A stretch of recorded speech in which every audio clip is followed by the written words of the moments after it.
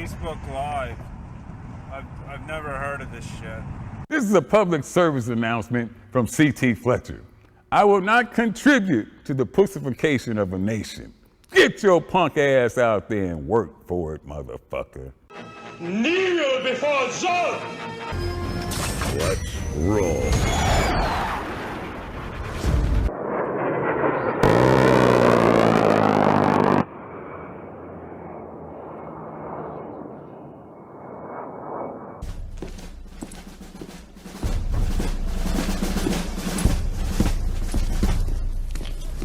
Good morning, Sergeant Major. How do you know what kind of goddamn day it is?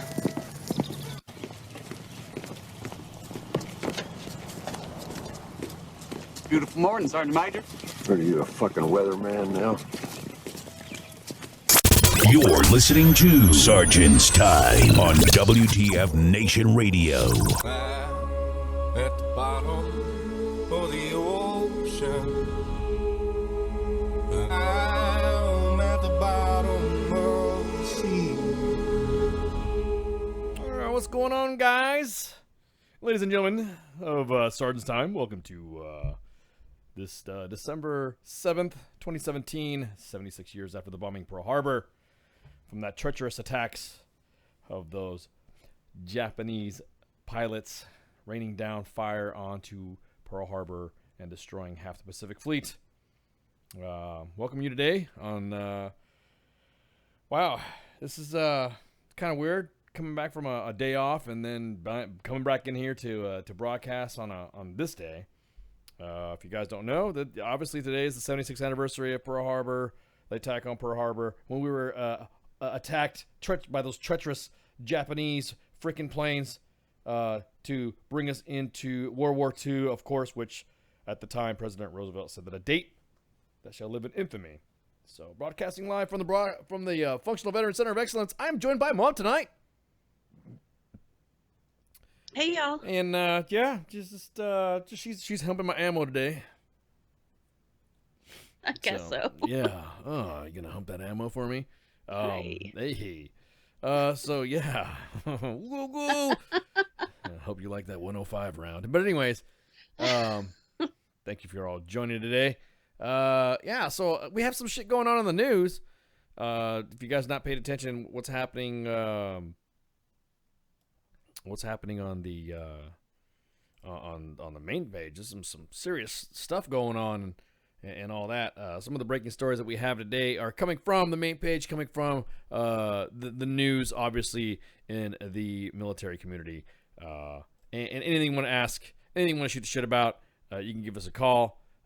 Due to the fact that we had a guest tonight, and that guest has rescheduled. So Santa was put on quarters. Yeah, so Santa's got on quarters, so it kind of threw everything off because we rarely have, man, that's like rare that we have a guest not come on. So it's okay. So we're just gonna Yes, I wish him well. Yeah, I wish him well, Santa. Believe in Santa. So yeah, exactly. What happens. That's what's it. So anyways.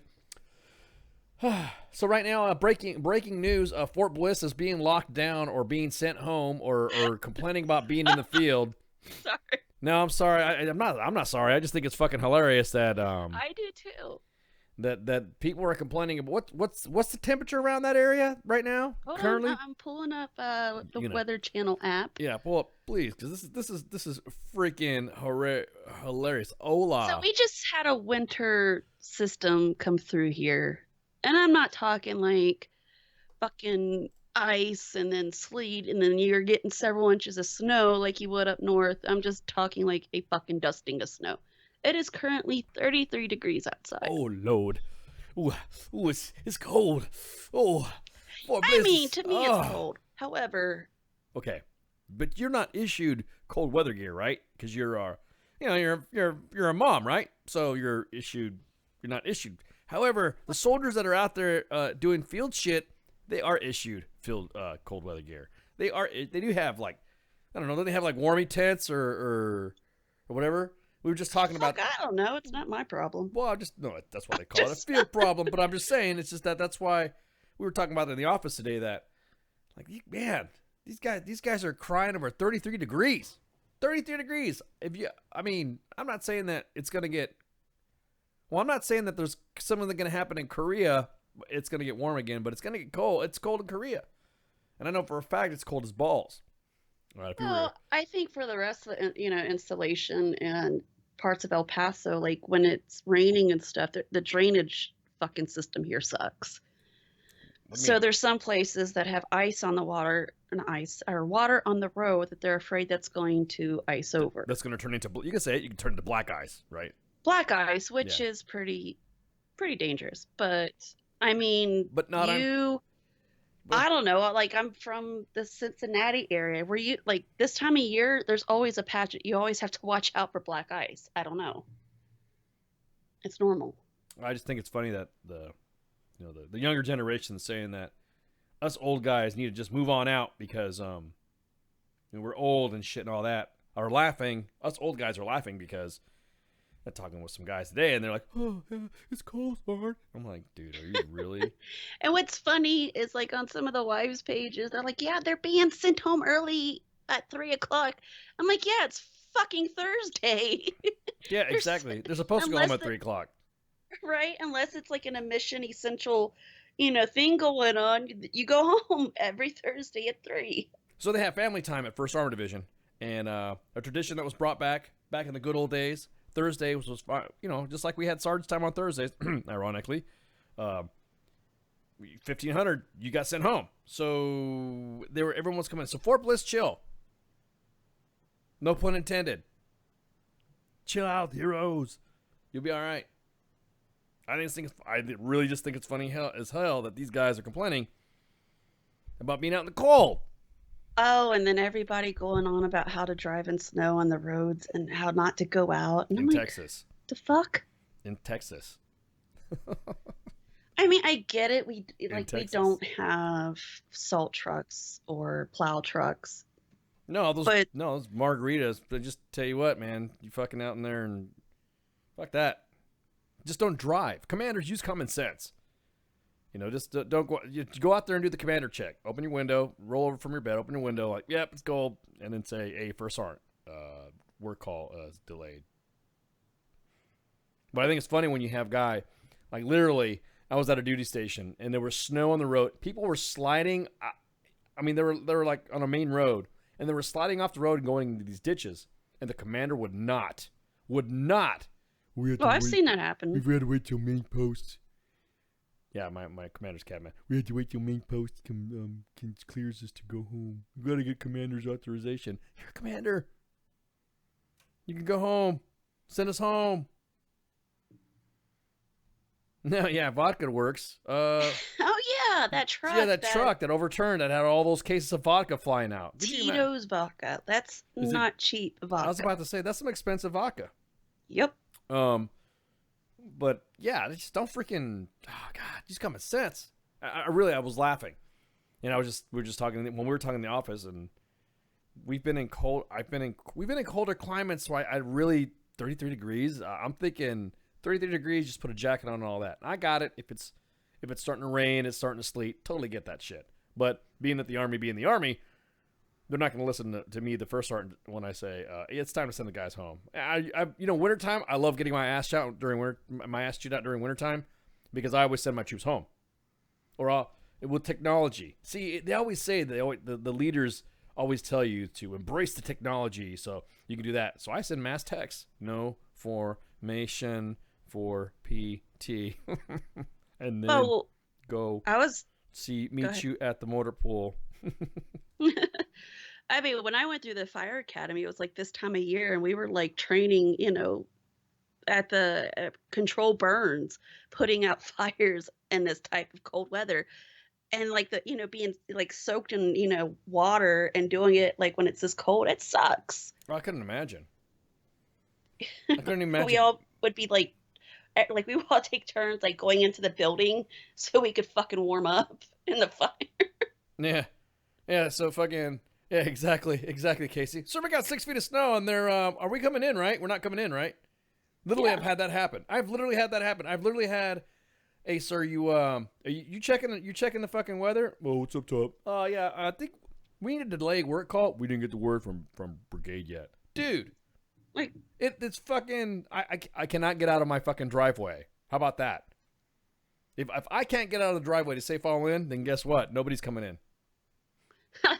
No, I'm serious, because what kind of bullshit is that? I mean, you're just putting everyone at risk. Yeah. Well, I hate the cold. I don't mind the cold because usually I'm in environments or I have the gear to survive in the cold. So I have the gear and I'm wearing it, no big deal. Or I'm rucking or doing some crazy shit because my work entails a lot of footwork. I'm sort of kind of warm. But you best believe if it's snowing and it's cold as shit and my fucking POV goes in a ditch, I'm gonna be pissed because I have to get out in the cold and say help. You know what I mean? I gotta fucking ask for help. Well, I mean, here at Fort Bliss, we don't need snow or ice for vehicles to go in a ditch. I mean, several MP cars have been recovered. Yeah, exactly. Because, I mean, I love me some MPs, but damn, man. Fuck. Yeah, at least, I mean, I've been on other installations where the MPs wouldn't let you on post. They see you coming, and they got their fucking, they got their bubbles on, and they're like, oh, I'm sorry, sir. We're sorry, can't come in because the conditions are road condition black. You should have gotten a call from your unit. Oh, pimply face little kid. Oh, Yeah. All right, cool. Thanks. It only took me an hour to get here. Yeah, All right. exactly that. So I'm like, fuck. Sorry. So when people fall in the water, they can get rescued. Actually, there are people that are like that purposely put themselves in danger just so that way they can get rescued to get the notoriety and the. I'm sorry, there are literally people like that. They're fucking retards. No, we're not. No, we don't have a guest. Oh yeah. You like? Oh yeah, I love MPs. Whoa. But what do you mean? Oh man, see, MPs are my friend. You have a bad soldier, and he's fucking up in the company, and you have an issue where you need some pretrial confinement. Guess what? You put that soldier in pretrial confinement. It wakes that ass up when the MPs come and pick him up. Take him to Charlie's Chicken Farm, and then you meet them at the fucking gate because he's a potential flight risk or he's hostile. I love it. MPs love that shit. So fuck yeah, dude. Met several female MPs myself, some cage kickers too. Yeah, indeed. I will say, yeah. Yeah. So nothing wrong with MPs. They're just doing their job, just like you're doing your job. You know what I mean? It just sucks because nobody takes them seriously because it's just like you're. It's like they get stuck with the shit details. No, it's just because they don't have any authority. How about that? You know what I mean? They have authority to do stuff on base, interior guard, exterior guard, but they don't have like authority. Like an MP, and that's what gives them a lot of shit because you were just hanging out with them, and doing all this shit. And doing, hanging out with the guys or doing that, or in my case, hanging out with the gals, woo, and then the next thing you know, I'd see them on post and they're wearing their MP uniform, and I'd be kind of like fucking with them, like, hee, oh my god, you look so cute with that little vest on. Oh my god, I didn't know they made vests that small, that type of shit. And the next thing you know, yeah, and the next thing you know, they're like, put you under arrest. I'm like, really, dude? I mean, come on, man. I just totally went in the gutter when he said, I didn't know they make vests that small, like condoms that small. Never mind. Wow. Yeah, no, okay. Just, we'll leave it there. Tonight's drink's brought to you by Lynchburg Lemonade. Oh, yeah. Oh, well, I mean, like I said, they got a job to do. So, commanders, be smart. Don't be stupid. Don't go out there and think that, It seems the Army lately has some sort of fascination with it. If you're a leader, it's important that you work late. For some reason, there's a misconception out there that if you work late at night, it shows your commander, it shows your bosses that you really are working hard. But it's only you working, if that makes any sense. Yeah, it does. Just ask the submissions that we have in the main page. Yeah, so be careful out there, man, because it's fucking crazy. So, I mean, they could put, PT belts around their tires. That'd be good, right? How about they just don't go? You know what I mean? I'm just. Yeah. Just don't go. You know what I mean? Just don't. Don't drive. Don't drive. Please do not drive. But, nope, it's just me, man. No, nobody should be hearing anything. They should not be hearing anything. Hang on, let me see if I got any special effects on. No, I'm good. I'm good. Yes, indeed, I'm good. So speaking of main page stuff, so what's been going on? Oh my god. I did not know how you wanted to progress this evening. Well, I was in the middle of talking about something, but what do you want to talk about now? Anything. Well, I was going to talk about some stuff about, the DOD file, did we talk about the DOD failed to file hundreds of military criminal fingerprints with the FBI? Thousands, hundreds and thousands. The military failed to submit fingerprints of convicted service members in hundreds of cases between 2015 and 2016. Oh, nice. Yeah, so the Pentagon's IG reported on Tuesday that as the military continues to try to find answers in the mass shooting at the Texas church in November that killed 26. There's no continue to try to find answers. We found the answer. They fucked up is what maybe find the answers to find somebody. You know what I mean? Somebody needs to be held liable for that shit. Well, it kind of seems like what they're doing is they're trying to find the answer that doesn't make them look like they fucked up. That's just my opinion. Oh no, they fucked up. Oh, we all know they did. They fucked up bad. So apparently obviously we all talking about, we all know what happened with fucking with this Devin Patrick Haley kid who shot up the fucking church, killed some people, who subsequently was shot up and killed himself after the mass shooting. He was convicted of a court-martial violating the Uniform Code of Military Justice and was convicted of domestic violence, but was not submitted any paperwork under the Lautenberg Act, which authorizes you, which pretty much bars you and bans you for life of ever owning a weapon, which is true. I mean, that's legit. Those records are true. However, what happened is that the Air Force did not submit the paperwork to it. So it didn't, and obviously right now, the SecDef is doing an extensive review on the way convictions within the military justice system are communicated to law enforcement, which I already thought automatically. I guess not. It was an automatic. It was an automatic thing. When you got court-martialed, it automatically went in the system, but I guess it didn't. Or You would think. Yeah, you would think. It was kind of interesting with them finding like all these reports, the failure of like the fingerprints and stuff. Like Monday, we talked about how, what was it, with the weapons, they have to go seize 4,000 guns now because they failed to, I guess, notify, like they failed their background check, but never got the weapon. Yeah. They got their weapons. They had gone and purchased the weapons, but by the time the background checks came back, they were flagged, 4,000 of them, saying that yes, that's what they weren't authorized to have them. So they failed the background check, but they had already bought the guns, and so now there's 4,000 weapons out there, 4,000 purchases, I guess you'd say. Yeah. Of weapons. I'm thinking, like, I wonder how many of those are connected to these failures. Oh, I'm sure. Oh man, I'm totally. Oh yeah, totally fucking sure of that. And the thing is that you got to think, how about the individuals that have the weapons now? Yeah, guys, it's gonna be so fucking volatile to go in there and try to get them back. Period. So, but anyways.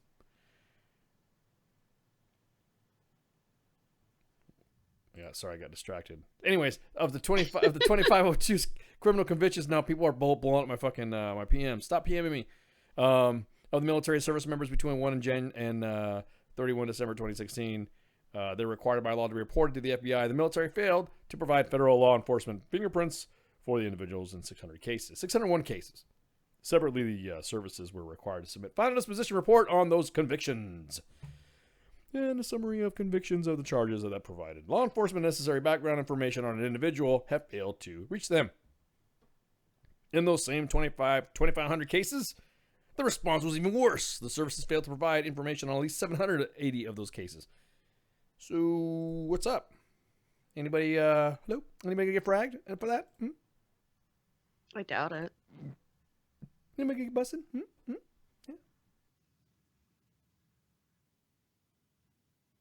Doubt that anybody will. I mean, yeah. I'm not a JAG, so I don't know this. But I do know that there's an after, it's like an AAR type thing, you know what I mean? The after action review. Usually after a court martial, everyone goes and is supposed to submit your pay getting docked, your processing out. You know what I mean? There's supposed to be things happening in the background after said court to prevent this. No, just after you get court martialed. Like when I've had my soldiers, I had one soldier court martialed, and then I've chaptered a lot of soldiers out. But a lot of it is you walk them through the process, and at the same time, once the conviction's been held down, and person gets a bad conduct discharge and has got to get separated, there's already people behind the scenes already working on this type of stuff.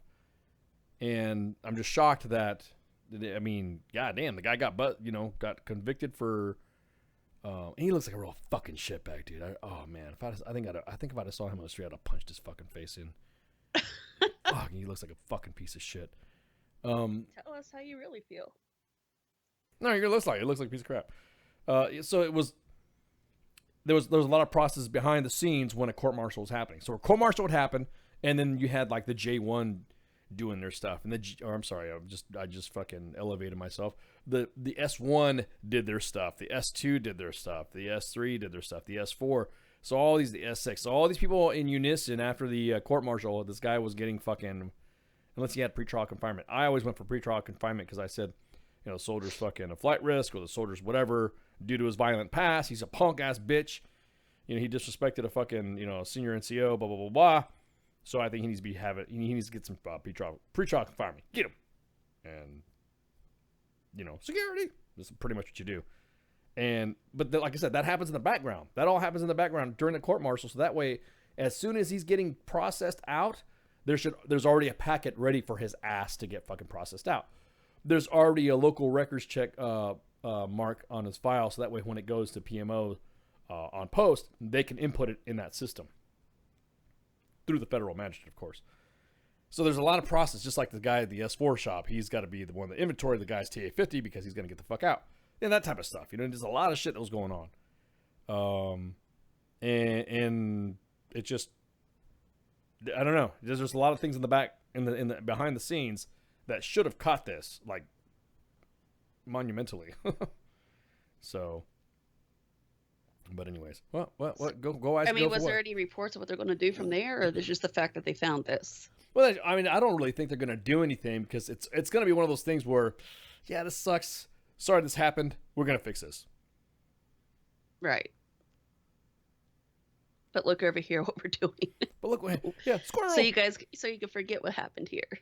Yeah, squirrel. Yeah, look at this. Look what's happening here.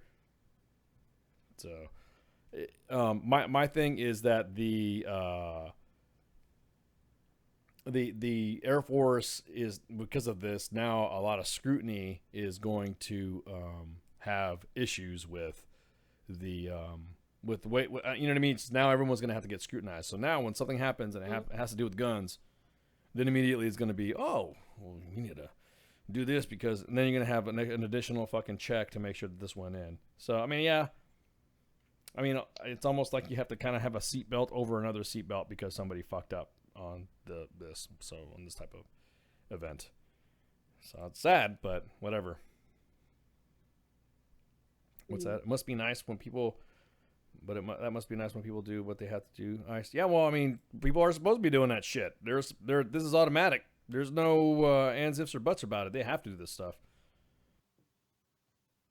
They should not have to worry about the you know what I mean? They should not have to worry about any and then this like I said, it wasn't until this event happened, this was something that was behind the scenes you would never know and have been transparent to the American people already. But again, that's just one of those things. So I had to talk politics for a little bit. Just for a little bit. Just for a tiny bit. Well, I mean, it kind of does go hand in hand with some things. Well, I was just talking about there's going to be another extension of our budget. And so now, the only thing that's keeping us from having a government shutdown, which I didn't know the government was going to shut down. And, I didn't know that either. And the next thing you know, I guess we're going to have a government shutdown. So tell your civilians, there's some of the DA civilians can't they're not supposed to work under a certain condition. Contractors can go because they've already had their shit contracted and paid. You know what I mean? So, Yeah. But DA civilians are really. But so soldiers going to show up. So you're going to wonder why your gyms are closed, or you wonder why specific services that have civilians involved in this. Then obviously it's going to be. It's all your MWR activities. Pretty much. Well, not so much. It's just the fact that it's not going to matter now because they've already paid. I mean, it's already done. It's. Yeah. It's not going to be a government shutdown. But what I hate once again is that the U.S. military is being held to some sort of bargaining chip. Hostage. Yeah, we're being held hostage every time something fucking happens when it comes to the budget. John McCain being one of the biggest offenders. Yes. I thought he needs to step down. I said that. Yeah, I said that. Oh, speaking of stepping down. Oh yeah, I know, right? Did you hear about fucking Franken? I'm smart enough. I'm good looking enough, and gosh darn it, people like me to grab them. Stuart Smalley, yeah, dude. And they even said, and of course he had to take a jab at the president. Sorry, I had to bring this up. This is fucking hilarious. I just can't believe it. That one's sitting in the office, and I gotta resign, but somebody's still sitting in the White House who's talked about supporting a child. I'm like, oh god, dude. Yeah. Just go away. But they haven't been able to prove that Trump has done these things. You know what I mean? No, but the thing is that this is fucking hysteria. This is now fucking hysteria. You have now everyone just like, fucking, with that little fucking, that was that meme that I did that, PTSD. Everyone's like freaking out the fuck, sexual harassment, Now everyone's freaking the fuck out. Everything's all sexual harassment, That's why I sent that meme out. Oh, about say, talk to me dirty? Talk to me dirty, and then you say, the kitchen, living room, and bathroom. Because you can't say anything else. You can't say anything else to a woman anymore without her getting blown out of proportion. I gotta be careful what I say now. She would blow that out of proportion. I'm serious. I gotta be careful what I say now. You know, hanging out with some fans or some shit like that, and the next thing you know, hey, how you doing? Sexual harassment! Oh, great. Dude, what the fuck you say? I just fucking said, hey, how you doing? Yes! You know what I mean? Oh, God, dude. This fucking... guys can't talk to fucking chicks anymore. Everyone's blaming everybody, pointing fingers and dropping dimes. Okay, I'm going to go a little bit into politics. How about that? I know you guys love it when I go into politics.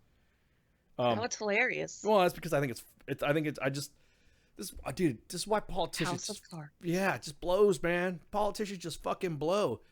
It's, Congress is like, okay, I'll do an analogy up that I think all of us can relate to. Congress is like a car that was badass back in the fucking 80s, right? And over time, you bondo it and bondo it and bondo it and bondo it and put like different size tires on it as it's falling apart because you want to keep it together, right? That's what Congress is like. It's that big ass, it's like that bondo together fucking Mad Max hoopty that's running around fucking town. You're like, dude, just get a new fucking car. No, it's got to be good because chicks still sentimental value. Yeah, sentimental. People are attached to fucking. That's the way Congress is. Congress people are so fucking warped with fucking power. It's unreal. You had that one fucking dude who from what's his nuts, Conyers or some shit like that. Yes. He stepped down. He says he doesn't know. He stepped down. He's retiring, and he's not running again. And then he wants his son to take his spot. Hey, dude. Legacies don't work. We don't do legacies, man. Yeah, I was saying that's not how it works. You literally don't do that shit. You don't do that stuff at all. And it's gotten to the point, exactly that, man. The owl said it. It's like Demolition Man. Ice, you are not a violation of the WTF Nation Verbal Morality Code. Damn. What do I got to pay? Shit like that. They're talking about sending people now due to the Supreme Court case. I know KJ was talking about it today, about the cakes and stuff like that, about the cake drama that's going on. You got to send that dude away to re-education? Wait a minute. Re-education? Right? Yeah, wait, whoa, hang on. Let me get this straight. Listen to what you're saying. And ironically, it was said today on December 7th, the day we went into World War II, to fight against what? The Nazis, right? Mm-hmm. So what did the Nazis do for you, to you, if you didn't believe in the cause? They sent you to a camp, a re-education camp. Right. Where you may not have ended up in an oven. Oh, yeah. Relocated through the fucking chimney. So that's the way they fucking did it. So when I hear government saying you're going to a re-education program, oh, whoa. Ceasefire, son. No need to. No, I don't want to hear that. Ain't got no time for that. That's right. Support the cause. Our cause. KOZ cause. The cause. Catch screaming every Sunday. Anyways, it was blowing me away that this congressman was saying, I want my son to step in and take my job. No, dude. You got to go through an election for that shit.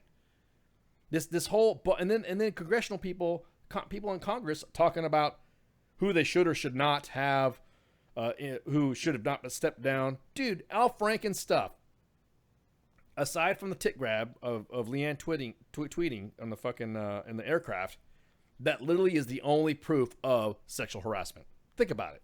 That is the only fucking proof of sexual harassment, aside from, her accounts. Now, again, everyone's talking about, now you're saying not to believe the victim. I didn't say that. I'm just saying that usually everyone goes through some sort of fucking, I don't know, due process. You had fucking shit. Did we have like a 3-star last year? I think so. Yeah, it was General Females Hot. recently. Yeah, General Hot or something like that. Drop it like it's hot. Drop it like it's hot. He was involved in a consensual extramarital affair or something like that. He was like involved in a relationship that was consensual. He was a swinger.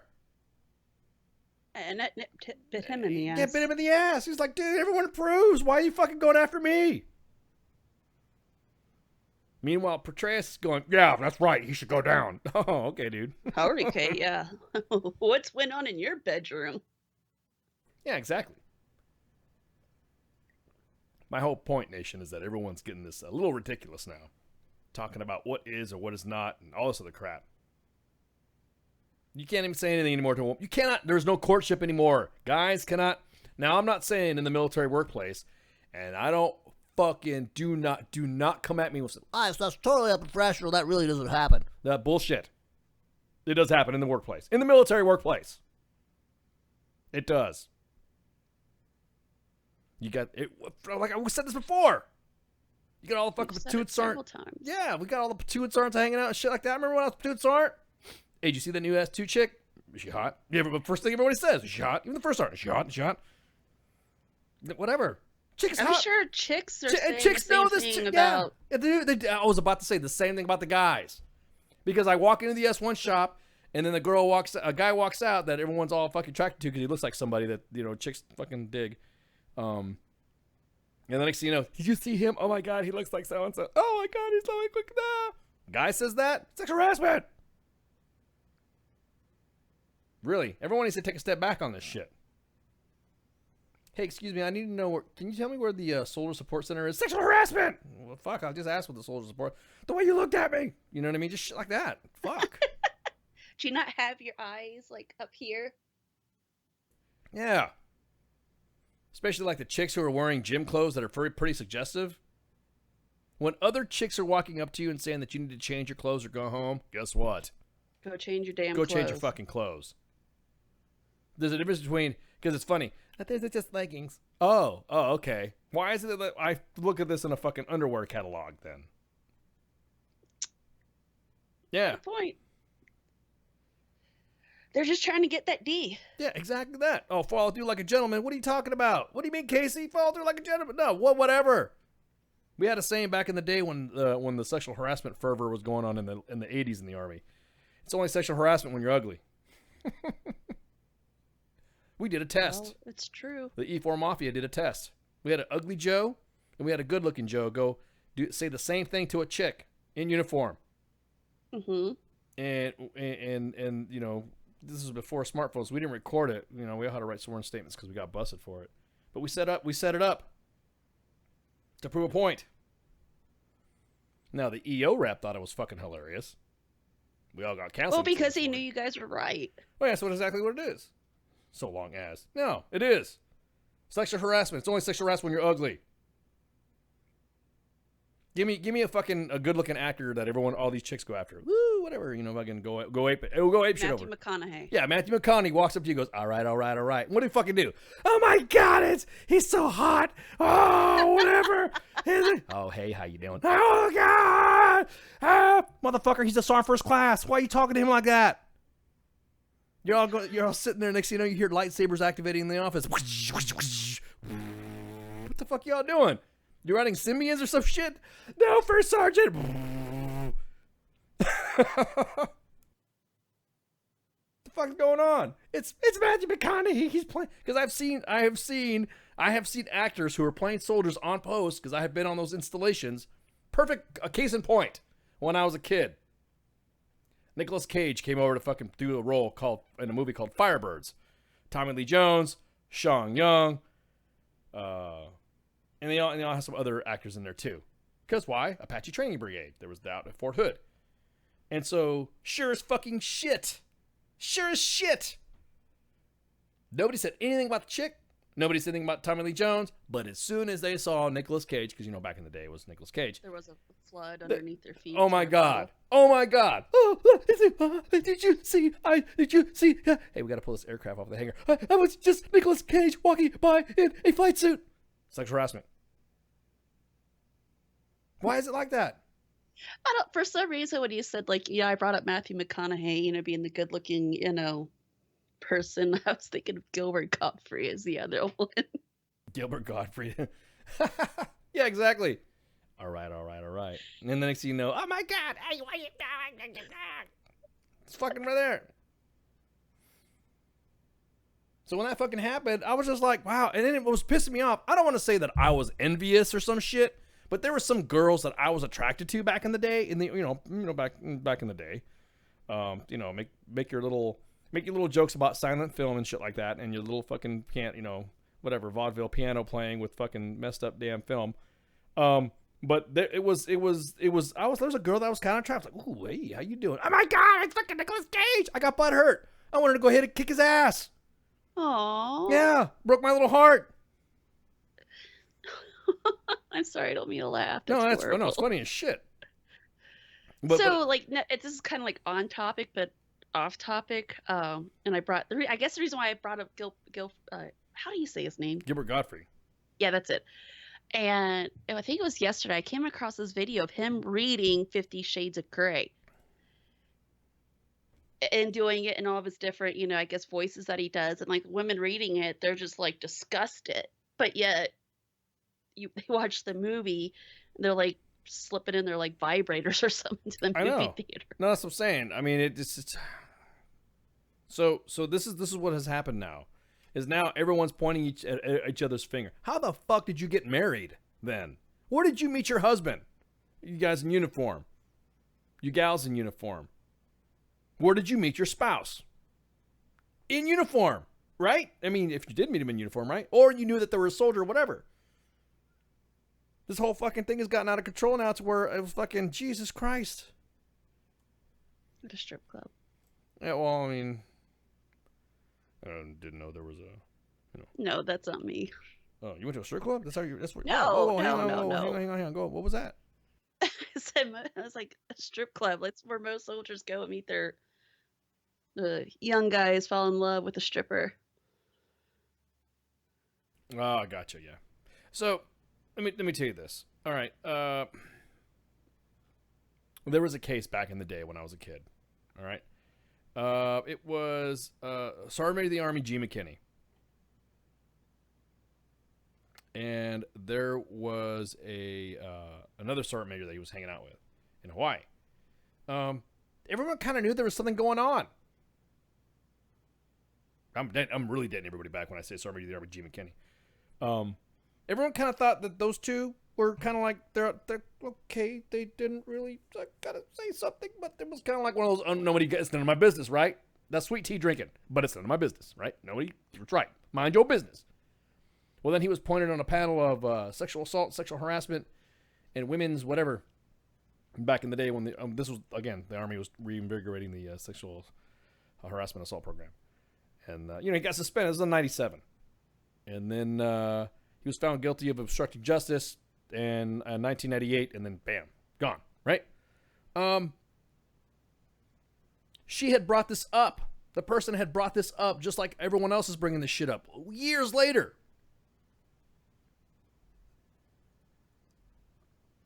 A guy didn't fucking whatever. I mean, just blows me the fuck away. Guys can't. I mean, they were an item. They were an item. Who cares? It's fucked up. Brady brought down the sergeant major of the army. So, or she did, I should say, not he. I mean, whatever. It was just something that came to light. She, you know. Well, I'm just saying, it just came to light, and that's what happened. And so the next thing you know, everyone's like, oh, well, you know, that's what you're saying, man. Sarge, you out there fucking, you're gambling. You're gambling. Everybody knows my rule. Don't fuck your, don't fuck your subordinates. The reason why is because, fucking, I'm talking about the military sense, because, the civilian sense, they don't give a shit. They don't give a shit what you do, but they hold you to a higher standard in the military. And you could get into a position in the military where you're supervising the person that whatever, it could give that perception of, impropriety in the military. It's not even worth it. But if you, fuck with other people's troops. But if you were hanging out with a chick and you saw in your hangar, hey, what's going on? Again, Matthew McConaughey. All right. Calfman. Hey, all right. The next thing you know, sexual harassment. That's fucked up. Everyone else is doing the same shit. Everyone's got busted for the same stuff. It's wrong. All of it's wrong. If you're doing it, if you have to use your position and power to get ass, you're wrong. Totally wrong. If you're doing the quid pro quo because you have perceived power or you're holding someone's power, you're wrong. I mean, look at what's going on with Hollywood. Like, all these women are waiting years. Yeah. And fucking Corey Feldman, like, I have a list. Like, really? Spit it out. Come on. We want to hear the goods. Come on, cash in the chips. Let's hear it. And then, what was it? The sheriff's department went and cut his list. Like, yeah, no payout for you, kid. Yeah, it's like, okay, no problem. Don't go Christian Grey and Mad Men. Hey, Mad Men's a period piece, okay? Mad Men, and this is what pisses me off. Everyone's trying to compare Mad Men to it. Mad Men was what happened back in the 50s and the 60s when it came to working on Madison Avenue. So that's like saying, don't be like Deadwood, calling everybody cocksuckers and fucking, just banging hookers everywhere. That was a period piece. Yeah, but back then people weren't fucking stupid about it. It was reciprocal. Women women use the meat socket just as well as the fucking guys use the power for it. Yes, they did. If you're a watch, I'm purely speaking of the context of Mad Men. I'm just saying. But I'm not going to sit there and I'm not going to defend anybody. If, like I said, dead to rights, you got busted, you got fucking busted, dude. I'm just talking about sexual harassment shit. And I'm talking about fucking the actual sexual assault stuff. That's different. That's a different. Well, of course it is. Yeah, it's a different. It's totally just different. It just, but again, it has now gotten to the point where, I mean, come on, man, you got Nancy Pelosi saying that this guy's an icon. The next thing you know, he needs to resign.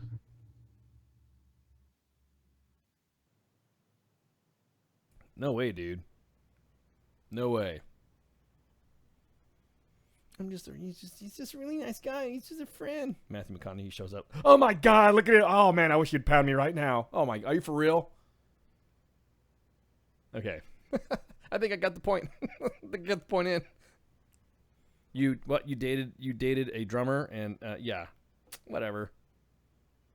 No, what I'm saying though is that, what am I saying? Whatever. I'm just saying that. What did you do? Those chicks throw themselves at those dudes. Yeah, chicks do that. Is that sexual harassment when chicks throw themselves on guys? What about reverse it? What about if it's this guy's getting thrown on her? That's rape, right? That's what you'd call. It's not gotten to the point where everyone now, I'm just gonna shut the fuck up and let's not say anything. Hi, welcome to Starbucks. Can I help you? I'm just gonna hand him my fucking money and pay for my shit. Hey, how you doing? Can I help you within the day? I'm just gonna say I'm gonna point at something and then that's it. I'm not gonna say nothing. I'm gonna go to my battalion or my brigade and I gotta do some paperwork. I'm just gonna hold up the blank piece of paperwork and just point at it because I don't want to get busted for for harassment. Anything. You can't talk anymore.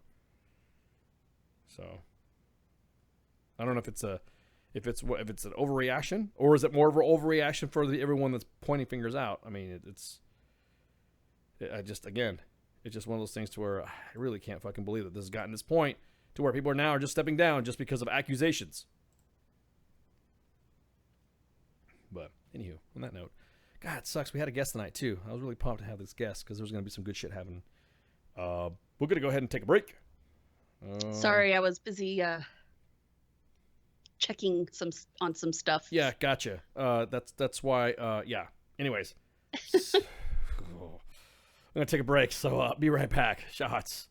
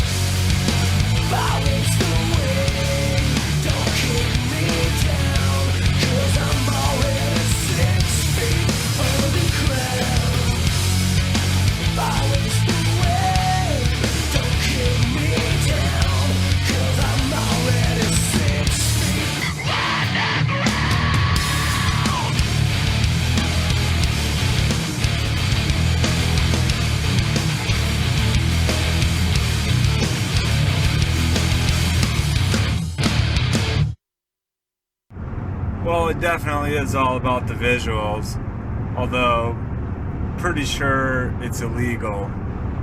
WTF Nation Radio. WTF Nation Radio.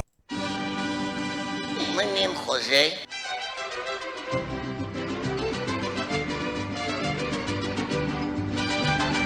Jose.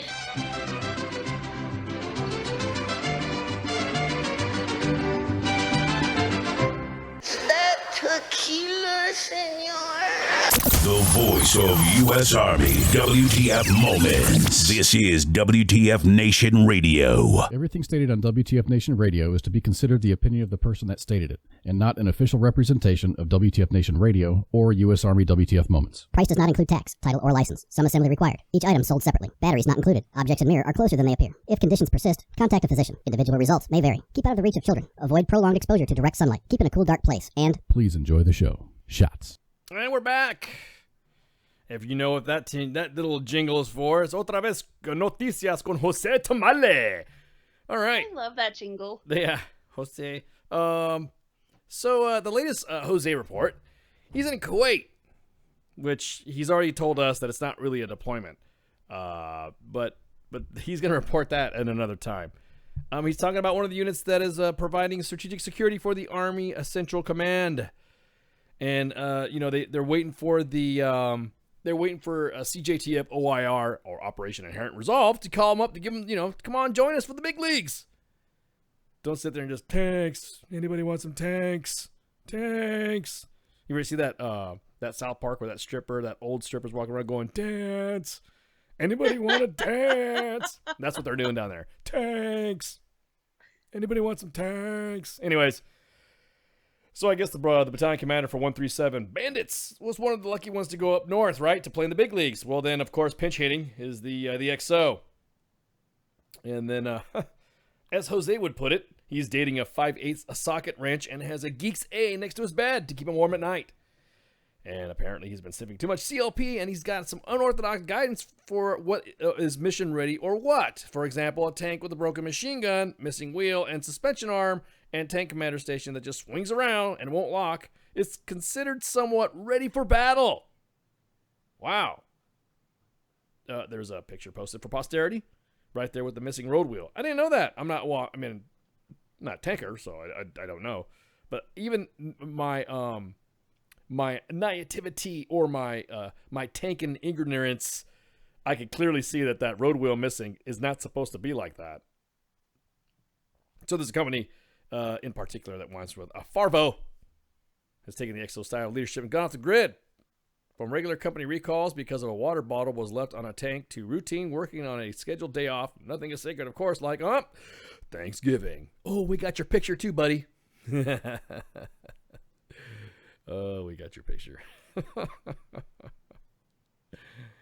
Soldiers are required and encouraged to roll into the local bandit university to learn about weapon system that they won't use in their careers. Senior NCOs who are bored because they don't have anything to do have been hazing junior NCOs on minor things under the auspices of, guess what, leadership. What's turned out to be a running joke of taking the bullet to get out of a unit is no longer being said in a laughing matter. Jose reports exclusively that he went to go talk to some Joes and can't believe how bad it is once the BC took off. They actually want the BC to come back. Wow. Interesting. I looked at that picture. It looked like something was wrong to me. Yeah, but not to mention the fact that everyone was like, hey, when is he coming back? Hey, Jose, do you know what's going on? I don't know what's going on. So he's asked if he had some army candy, a.k.a. Motrin, because I guess there's a PA down there. I don't know, a physician assistant. Oh, yeah, I know what a PA is. And he says that he's not seen anybody who has I didn't know they had permanent profiles. They got profiles deployed? I thought somebody in the Army Daily said no profiles going to be deployable. Well, I mean, that's what he said. Well, you're a shitbag if you're think... Yeah. Wait a minute. Whoa. Hang on. No. Let's go back. Wait, we got profiles? These guys are non-deployable, right? What are they doing downrange? Are we that short? Sorry, the Army Daily said that you're a shitbag if you're a profile. So, man, that's crazy. The PA even said, quote, they're already going to get disability for it, so CME isn't going to make it go higher. Wow. Wait a minute. Yeah, dude. Yeah. Way to That's go. like unethical, like not just like military standards, but as a physician assistant, just being a medical personnel. Yeah. Oh, you guys in the Mixer chat. Yeah, I'm not gonna identify. I'm not gonna reveal my identity to you. Come on, man, I'm still in. Want me to get in trouble and shit? There's no video. There's no video of me. You ain't get no video of me, son. Are you feeding the trolls? No. Just somebody asked a question. So what this blows, and so come back and see all ugly mugs. Well, thank you. I do have a face for radio. I am pretty ugly myself. So my point being is that, yeah, I'm not gonna show my face. I mean, everybody else that comes on the show. Nice try. Yeah, nice try. But you've seen him before. I think you need to be on. You need to show your face. No. He ain't gonna show my face. Not to mention the fact that we have some condition of anonymity with me. Nobody knows. ICE. ICE reporting to you live from the Alamo, and then blam. Dr. Ed knows who I am. Me and him hung out before.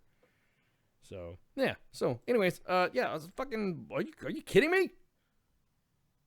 Like, that would be like me going to my PCM for like my health issues, and he's just like, yeah, well, you can't, get any more disabled than that, or you know what I mean?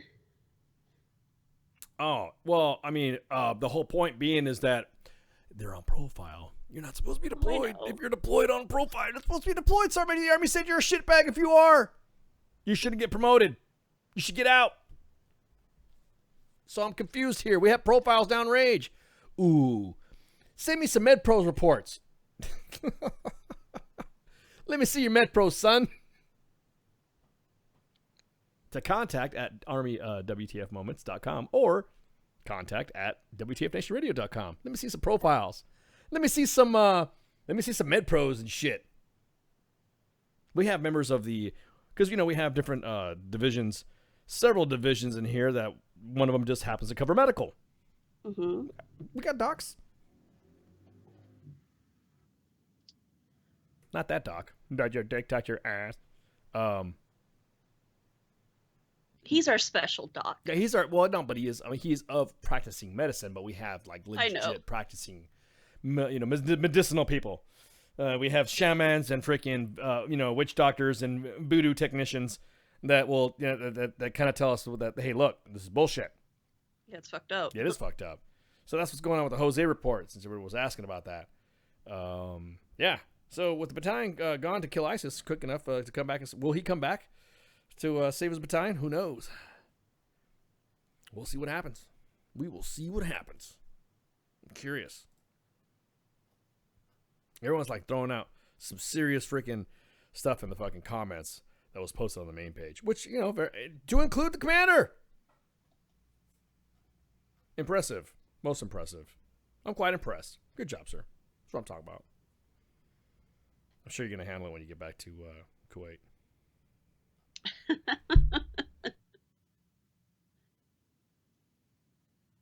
Could you imagine all that shit? I wonder what the PA's thinking about right now.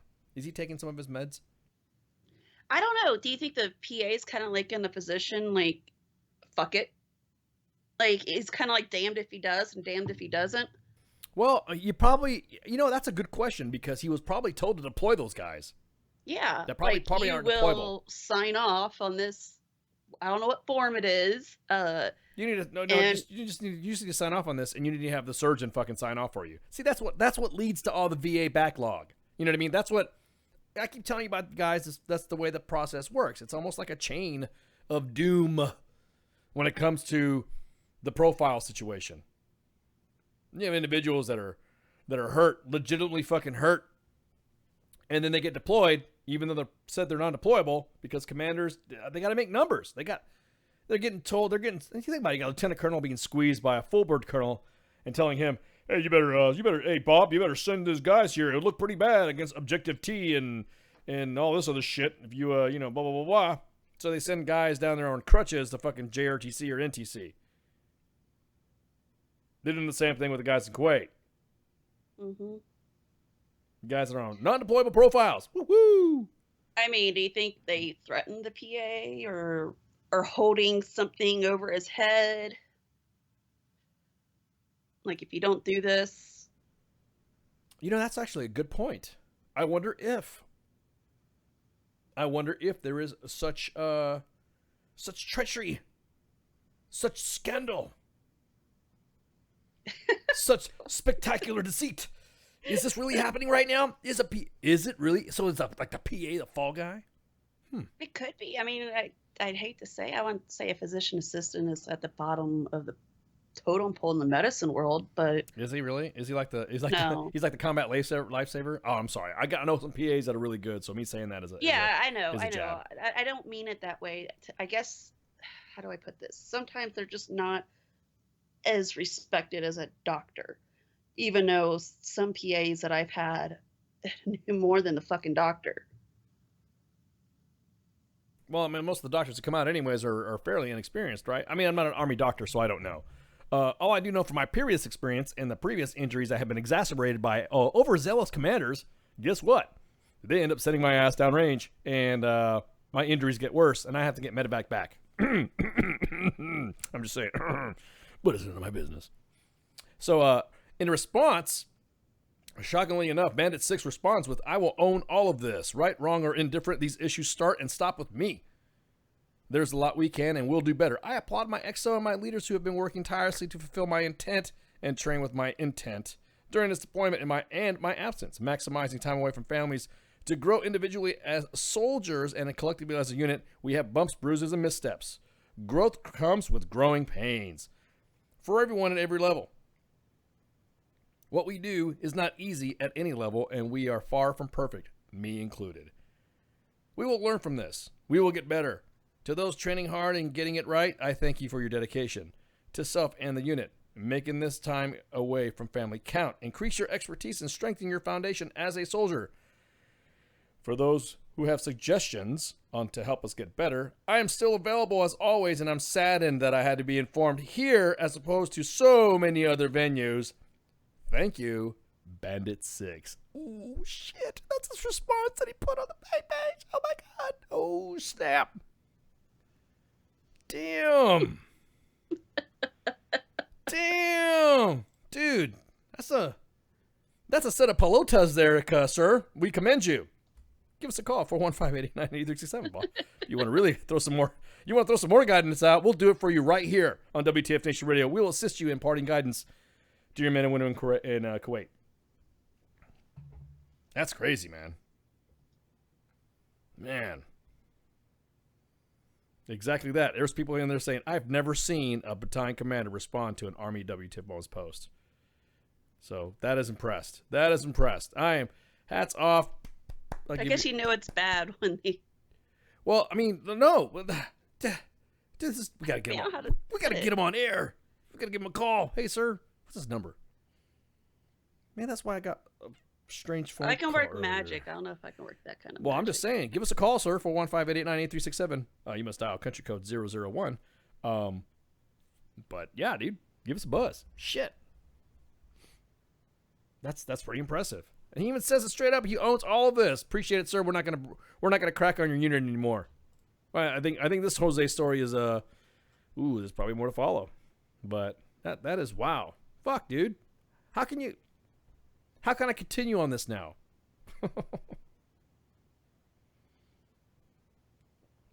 See if they follow through. No, I'm just saying. But how can I? In other words, I can't trash the unit if the commander, because it's an honor thing. You know what I mean? A commander has come on the main page and said, "I own this. This is my shit." Blah blah blah. There's no need. That's it's kind of like the days of real chivalry. You know what I mean? I own this. Well then, fine. He's owning that. So we'll let that shit shake out and see how it happens. Jose's probably going to go off to another endeavor. From what I'm hearing, he might be headed to either the southeast East Coast area. That's what he's talking about. So there's some, I guess, there's some juicy shit going on. Fort Hood, Fort Bliss, Fort Bragg, Fort Benning, lots of juicy stuff that Jose's. He just wrote this and I thought he was gonna talk about another story when this thing came out. So I guess he must have been working some other shit. But that's badass. Good on you, Bandit 6. That's what I'm talking about. Iron Soldiers.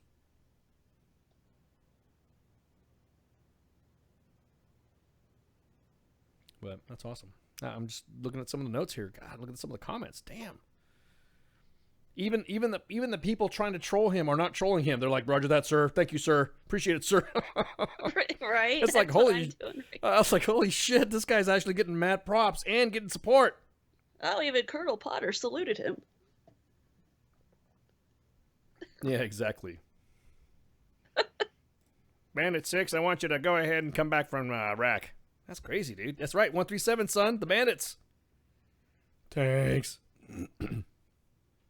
Anybody want some tanks? That's fucking crazy as shit. That's sir, once again, I salute you. 100%. 100%. That's some badass shit.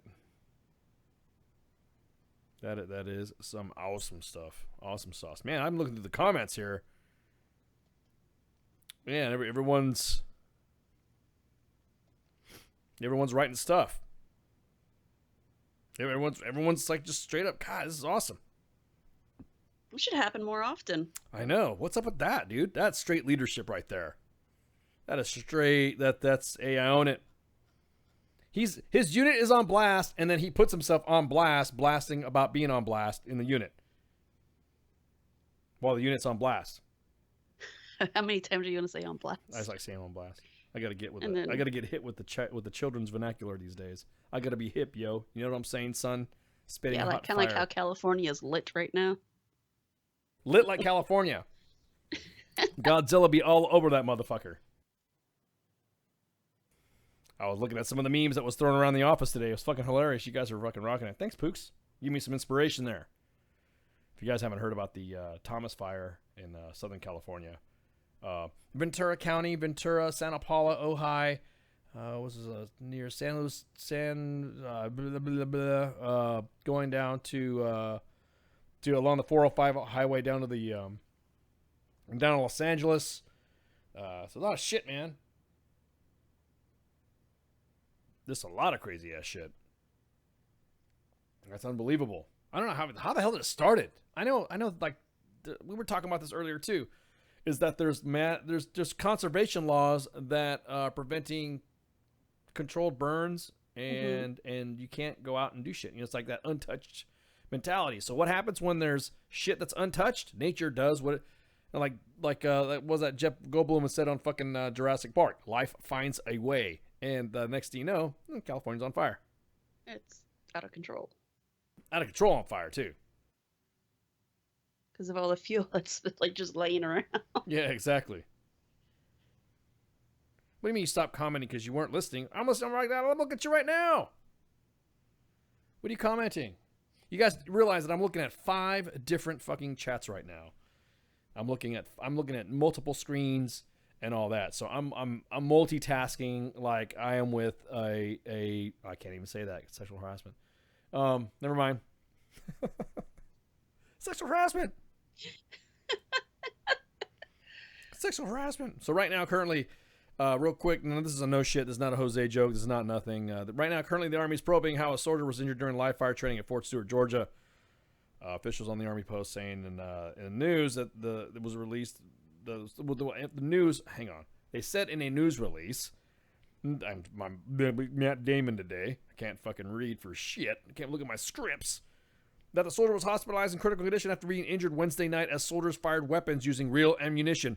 Go figure. They used real ammunition. I like poking at our PAO sometimes. Oh, it was the Associated Press that wrote this. My bad. I thought it was our PAO. We got a new PAO. He declined Thursday to say how the injury happened. Wow. Well, if bullets are flying and you get shot, that's how the injury happened. That's just putting it out there. Using real bullets. Using real ammunition. Fort Stewart is about 40 miles southwest of Savannah. It is the largest Army post east of the... Wait, no, it's not. Oh, AP. I mean, come on. What's the largest Army post east of the Mississippi? Isn't it Bragg? Or isn't it Stewart? It can't be Stewart. I mean, it can't be. Isn't it Bragg? Like, what do they mean by large? Like, personnel-wise? Yeah, that's what I'm saying, or man. land mass? Yeah, exactly. I'm just talking about fucking... Oh, call back, man. Call back, brother. Call back. Call. You better call back, motherfucker. I know who it is. It's my little brother. I'm in a good mood tonight. I can tell. Better call me up, my J. Ready, motherfucker, brother. Little brother. Better call me up, my ginger brother. There we go.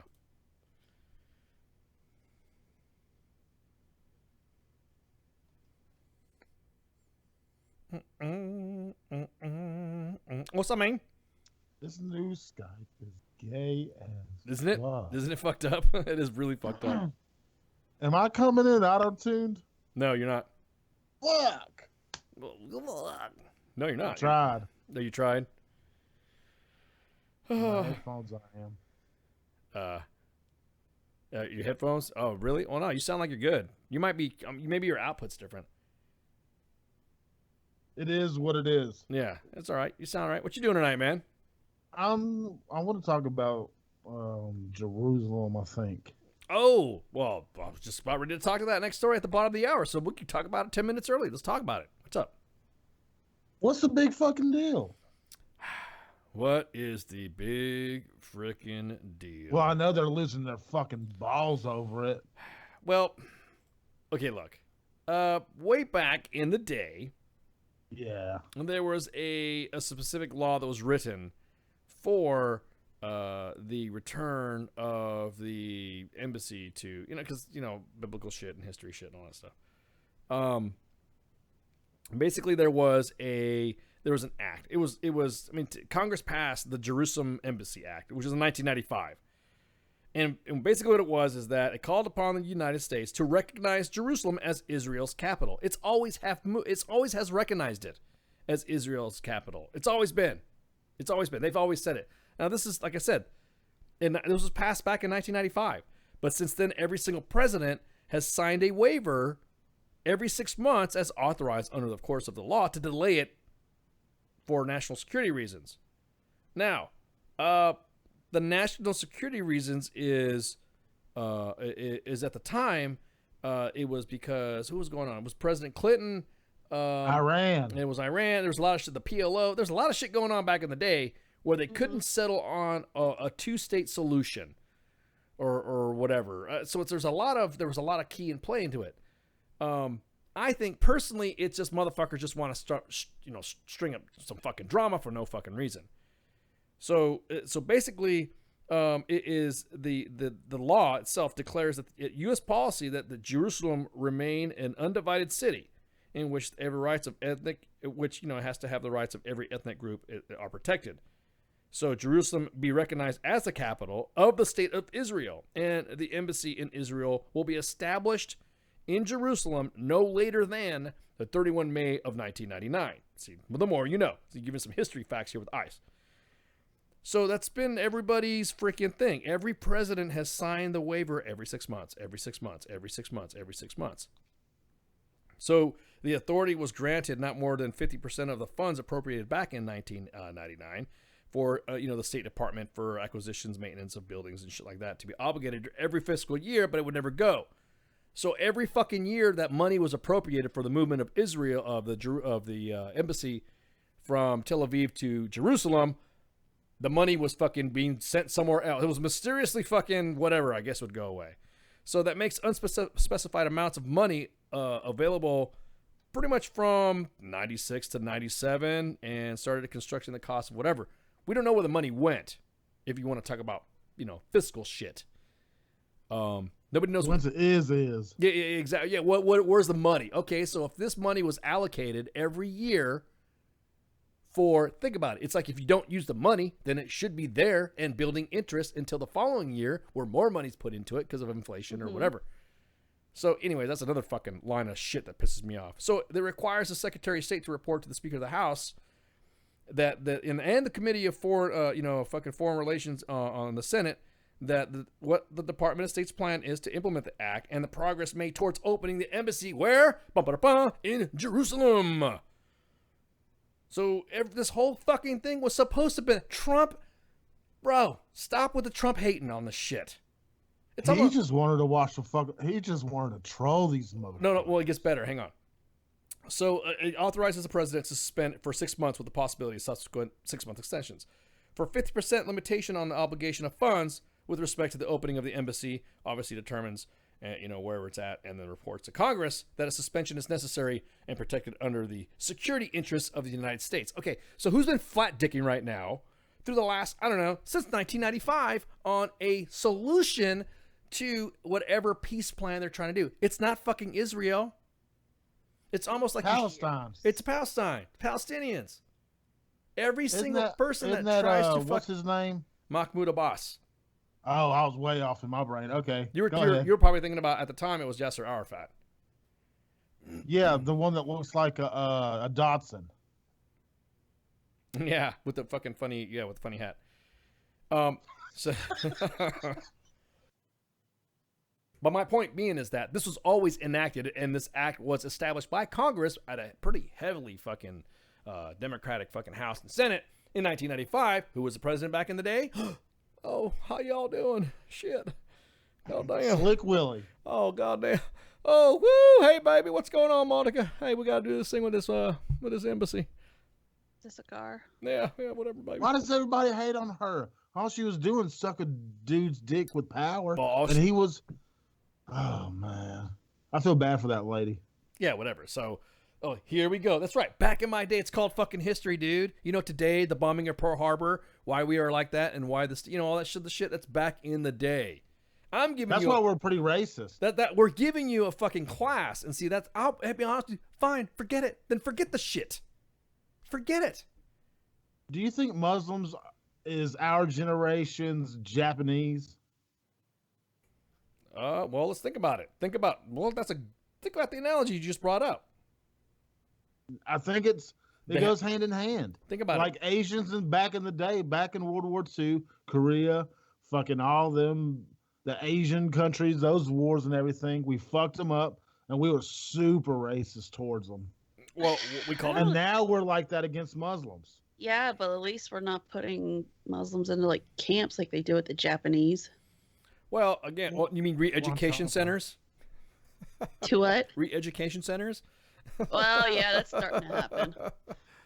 Like we talked about. Yeah, exactly. Like we talked about earlier. But the ideology is pretty much the same. It's it's fanaticism. Would you want to call it fanaticism? Everyone seems to think that the code of Bushido was very honorable, right? Yeah. The samurai shit and ninjas and all this other stuff. The code of Bushido. Watch fucking Last Samurai. You want to go fucking chop some heads off too and go fuck up some people on horseback. Fucking Ronin, baby. Yeah, dude, you want to go nuts, right? That's what it's about. So the ideology is the is it the faith? Is it we're looking at the political side of it, or we're looking at the ideology side of it, or what? So they were determined to their cause. In the Japanese language, there was no surrender in their language at all. We technically don't have that either, right? What? Surrender. No. Technically. No. Technically, we don't. But I have heard seared, like, they're all right about Bergdahl or whatever. Like, there you go. When they're, well, I mean, I'm just saying that with his capture and everything, he didn't know shit. He didn't go through seer training, but he pimped it out, right? He fucking survived it. He made it without any seer training. And this one seer instructor is like, yeah, we don't really go by, like, back in the day, name. Oh yeah, what you're saying. Social. Yeah. Unit, no. rank, Think about it, dude. whatever. The enemy's different. The enemy has evolved, so I think seer should change because it is fighting until the fucking death because you either not do anything or get your head sawed off on fucking the internet. Take your pick. Oh goddamn, that would suck so bad. Yeah. I watched one last week. Yeah. And it was like, actually, ISIS has got some good cinematography. I'll give them that. Yeah, their video fucking shit is on point. That's fucking crazy. And you don't even realize what you're watching, because you're here like, you hear all this other crap. You hear all the fucking it's talking. so good you think it's fake. You think but it's for real. It is exactly that. So it's an ideology about that. The Japanese were determined to win at any cost. They even had their civilians jumping off of fucking cliffs when our Marines were storming the fucking beaches of Iwo Jima. True. So we were having fucking Japanese people showing up like, oh shit, fucking Marines are coming. They're jumping off cliffs. Do you think that's tribalism or ideology, or do they go hand in hand? Ooh, man, that's a nuanced question like crazy, man. That's one of those things that just well, it intertwines. It does. It intertwines. I think they do go hand in hand. I mean, some of the stuff that you have to deal with when it comes to culture, I should say, is ideology part of the culture. Some are religious, some tribalism and all that stuff. I mean, but Japan, they don't have. You notice they don't have an Islamic terrorist problem. No, because they don't let them in there. They fucking handle it. Why? But they're not so fucking PC over there either. They're shoving squids up their ass.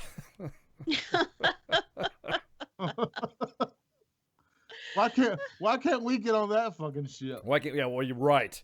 You're so committed. You're gonna put a squid in your ass. I don't think so. Well, I mean, never mind. I'm not gonna go there. I gotta, but before the show's over, you gotta hear this California committee kid about partying in Hollywood. It is one of the funniest things you'll ever fucking hear in your lifetime. What's it called? This kid goes in front of a committee. What's his fucking name? What's the lead singer of Nickelback? He's got the same name as him. No idea. I don't listen to Nickelback. Oh, fuck. Let me look it up. It's going pretty viral. Let's see. Chad something. You'll laugh your balls off. This kid went to a fucking like state committee in front of a whole committee and said this shit. It is one of the funniest fucking things you'll ever hear. Well, what's he talking about though?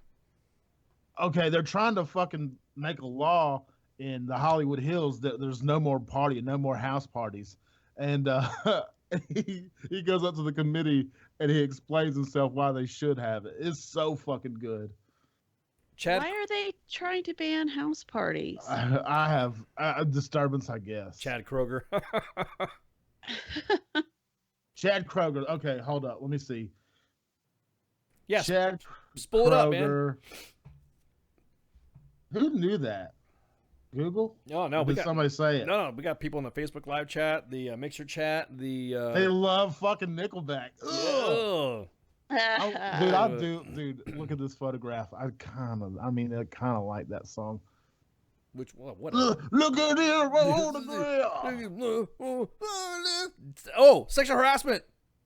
Who? No, I'm just saying because if the lead singer from Nickelback was fucking, that's like just like pumpkin spice lattes are the chicks fucking. Oh my god. That song is like fucking the chicks. You play that song. I know. Bitches go crazy over that fucking song. Sexual harassment. It's a pumpkin spice douchebag. I try to sing that, I lose my voice. California. Type in California and house parties. Committee. You don't know how to use Sergeant Major Google? Come on, man. Yeah, I'm trying to. Oh no. Okay, hold up. Let me Google it. Let's keep talking about this Japanese shit.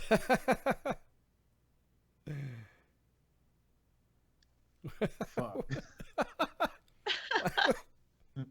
So wait. I'm just thinking about squids being shoved. Yeah, I'm just thinking like, why do they do that shit, man? Ooh, squid-san in your ass, son.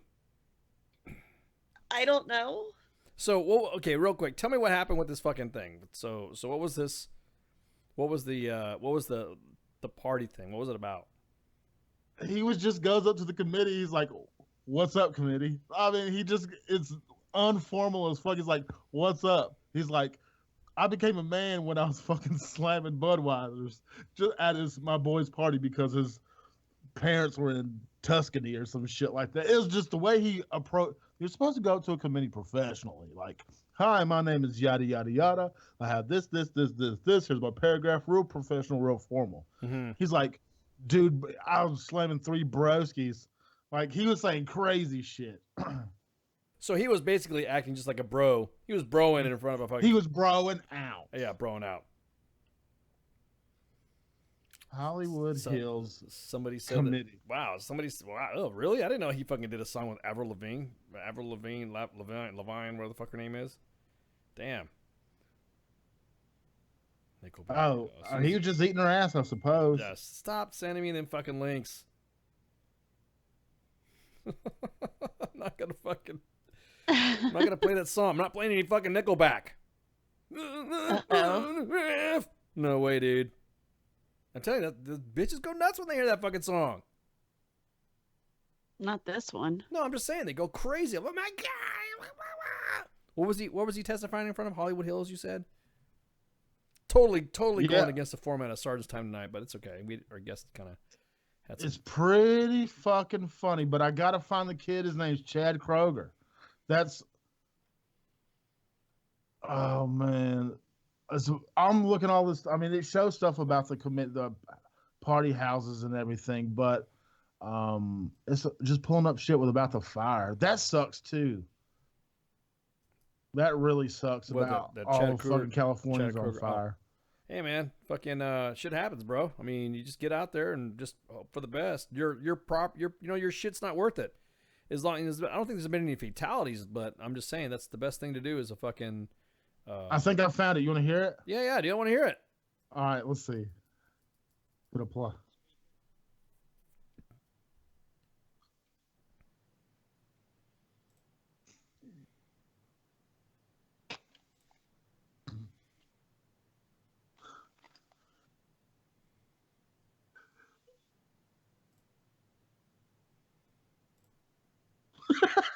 I can't hear it, man.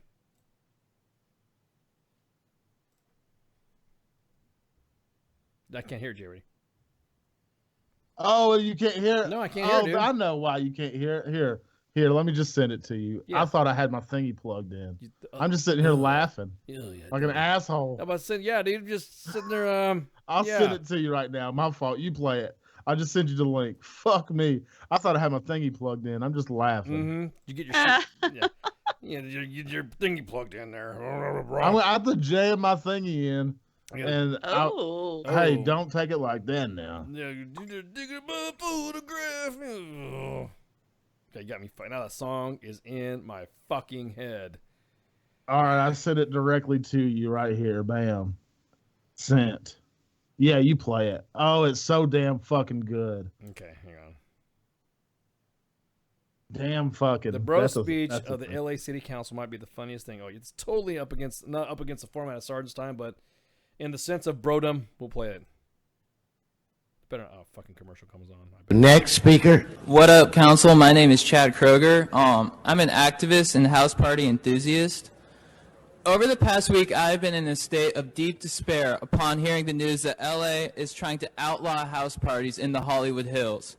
I am here determined to stop this future atrocity.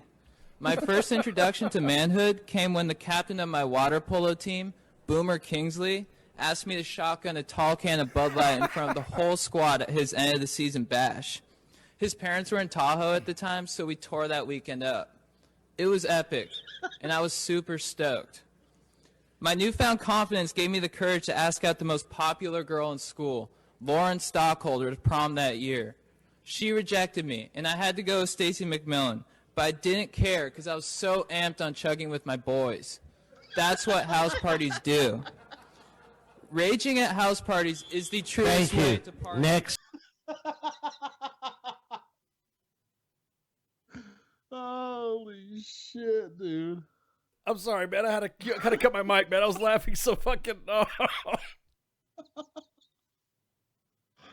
Oh, fuck. Oh, my God, dude. That was fucking righteous.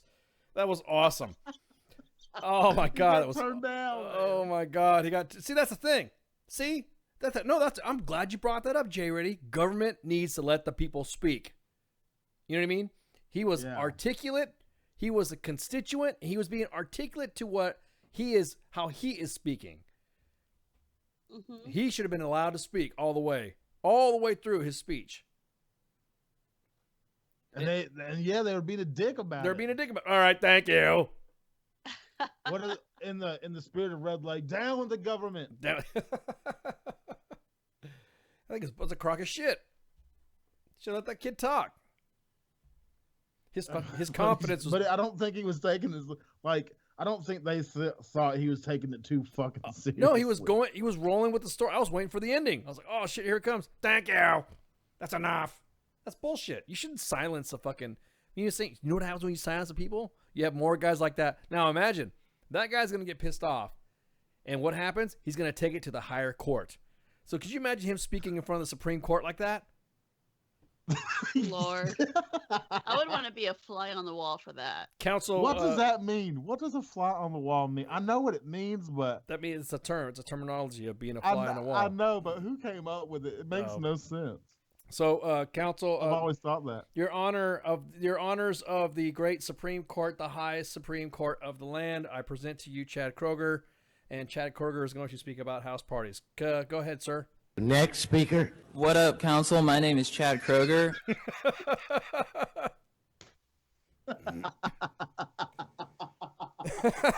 What do you think?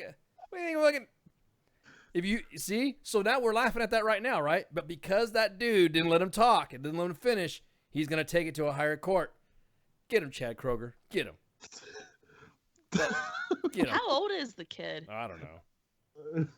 I have no idea. The balls on that little fucker, though. No, but think about it, though. I mean, and he even dimed out his coach. Oh man! When I turned into a man, I was chugging brewskis with my boys. I'm an activist and house party enthusiast. See, he's an activist. and a house party enthusiast, an activist. As soon as you say activist, especially in California, everyone's ears should point at him, right? Everyone should be focused their attention on him because that's not what California is all about. Over the past week, I've been in a state of deep despair upon hearing the news that LA is trying to outlaw house parties in the Hollywood Hills. I am here determined to stop this future atrocity. Atrocity. He doesn't know how to pronounce atrocity. Atrocity. So this atrocity. It's atrocity. It's atrocity. Think of atrocity. I'm picking up what he's putting down. Yeah, exactly. WTF Nation Radio, you're on the air. Hey guys, what's going on? It's Doc out of the chat. Oh, what's up, man? Not much. What do you all think about Charlie Rangel, the longest-serving congressman? What? That's getting ready to be ousted by this sexual harassment claim. Dude, it's not Charlie Rangel, man. It's fucking Conyers. You trying to check me or something? Yeah, I am. Conyers. You Yeah. know what I'm talking about. No, you don't know what you're talking about. I hate his fucking hair. I'll tell you that much. Ah, man, I wish I had Same hair. difference. You know, Al Franken has stepped down. Let me ask you all this and get your opinion on it. All right. Used to, the rainbow flag just was for lesbians and homosexuals. And then you put the LGBTQ MNOP on it, and the rainbow flag covers the entire LGBTQ community. Now you got a brap Right. at the end of it. They added some more shit. They got like LGBTQ brap at the end of it, like a BERT, like a fucking A10. So Really? Yeah, no, yeah. That's They had the why I said LGBTQQTTT something brap at the end of it. So now I got to fucking memorize more fucking acronyms. But go ahead, Doc. What were you saying? LGBTQ Brap. Yeah, exactly. You know, used to the gay flag just covered the gays, you know, the lesbians and the queers. Yeah. And now you've got this LGBTQ community underneath the rainbow flag. Yeah. And you have these little equal signs that's stuck on the back of people's car. Okay. So are we in agreement that the rainbow flag now covers the LGBTQ MNOP, you know, like it used to just cover the homosexuals? Okay, now let's translate that to sexual harassment claims. You know, Stop. What does sexual harassment have to do with gays? Say again. What does sexual harassment have to do with the LGBTQ flag, the rainbow flag, I should say, or the equality flag? Because that's really what it's for. That little symbol, the equal flag, means that equality for marriage is what it means, and then the rainbow flag covers that community. That's why it's called. That's why it's rainbow. Yeah. So what does that have to do with sexual harassment? I'm using that as a metaphor. You know, how everything falls under that umbrella. These sexual harassment claims. Even Tucker Carlson the other night was talking about how people are making anonymous claims. They're staying anonymous, and how that violates. I think it was you have the right to face your accuser. It's like the 14th Amendment or something. No, the 4th Amendment or something like that. Say again? I can't remember which amendment it was, but yeah, you have the right to face your accuser. Correct. Yeah, and all these people are making these anonymous claims for, against these politicians that happened decades ago, and how they have to write their statement down. Yeah, we already covered that, man. Like that. Did you not hear? You have all of the sexual harassment, sexual assault, unwanted sexual advances. You have all of that now under an umbrella, just like you have the LGBTQ underneath an umbrella. So now all of that shit goes together.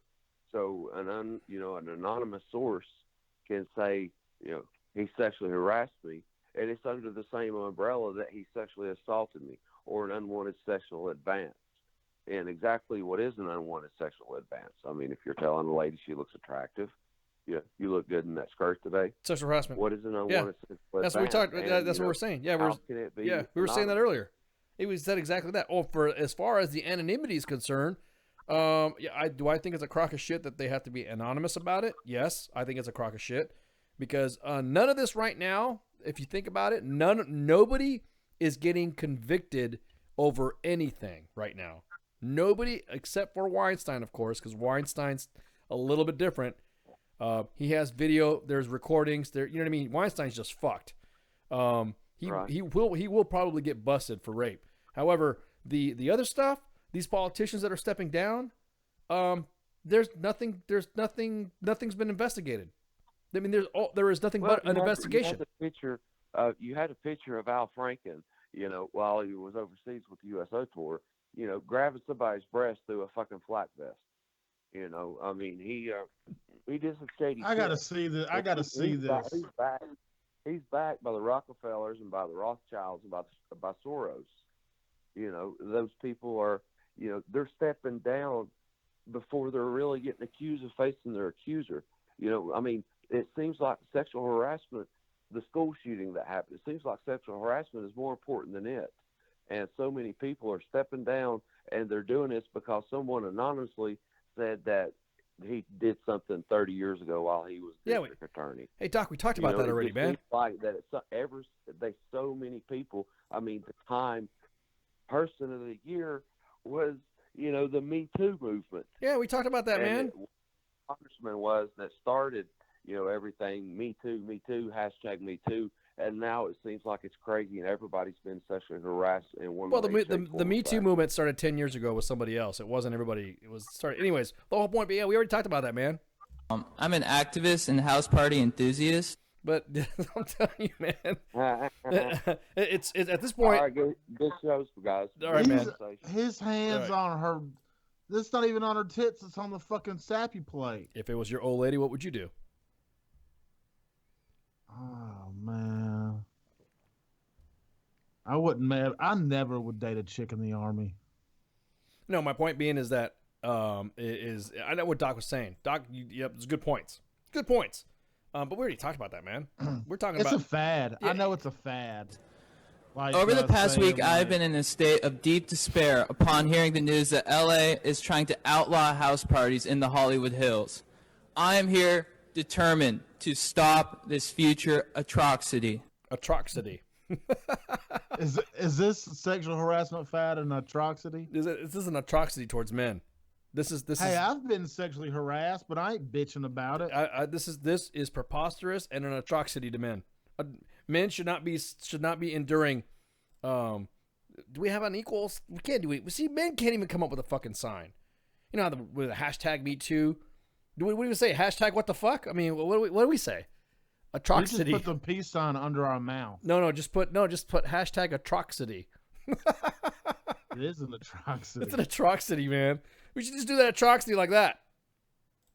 My first introduction to manhood came when the captain of my water polo team, Boomer Kingsley, asked me to shotgun a tall can of Bud Light in front of the whole squad at his end of the season bash. His parents were in Tahoe at the time, so we tore that weekend up. Dude, you should have never introduced me to this thing.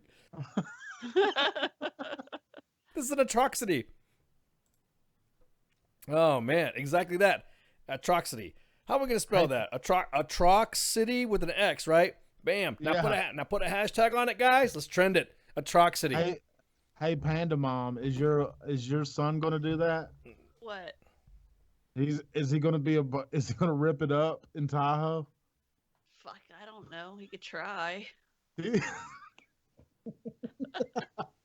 might be thinking he's ripping it up, but probably isn't. Wait. Is it atrocity? Wait, I got to get the good spelling. How do you spell? What's the correct spelling? Is it atrocity or is it atrocity? Atroxcity. So it's Atrocity. Well, how did Atrocity? Atrocity. Atrocity. Hang on. Hey, do y'all want to go to Atrocity? Shotgun a tall can of Bud Light in front of his future atrocity. Atrocity. Okay. So it's Atrocity. So right now, if you go to WTF Nation Radio, if you check out our post, I am writing a hashtag onto the post right now. Hashtag Atrocity? Atrocity. Atrox City. Okay? Yeah. Oh, I wonder if that's going to be an Urban Dictionary soon.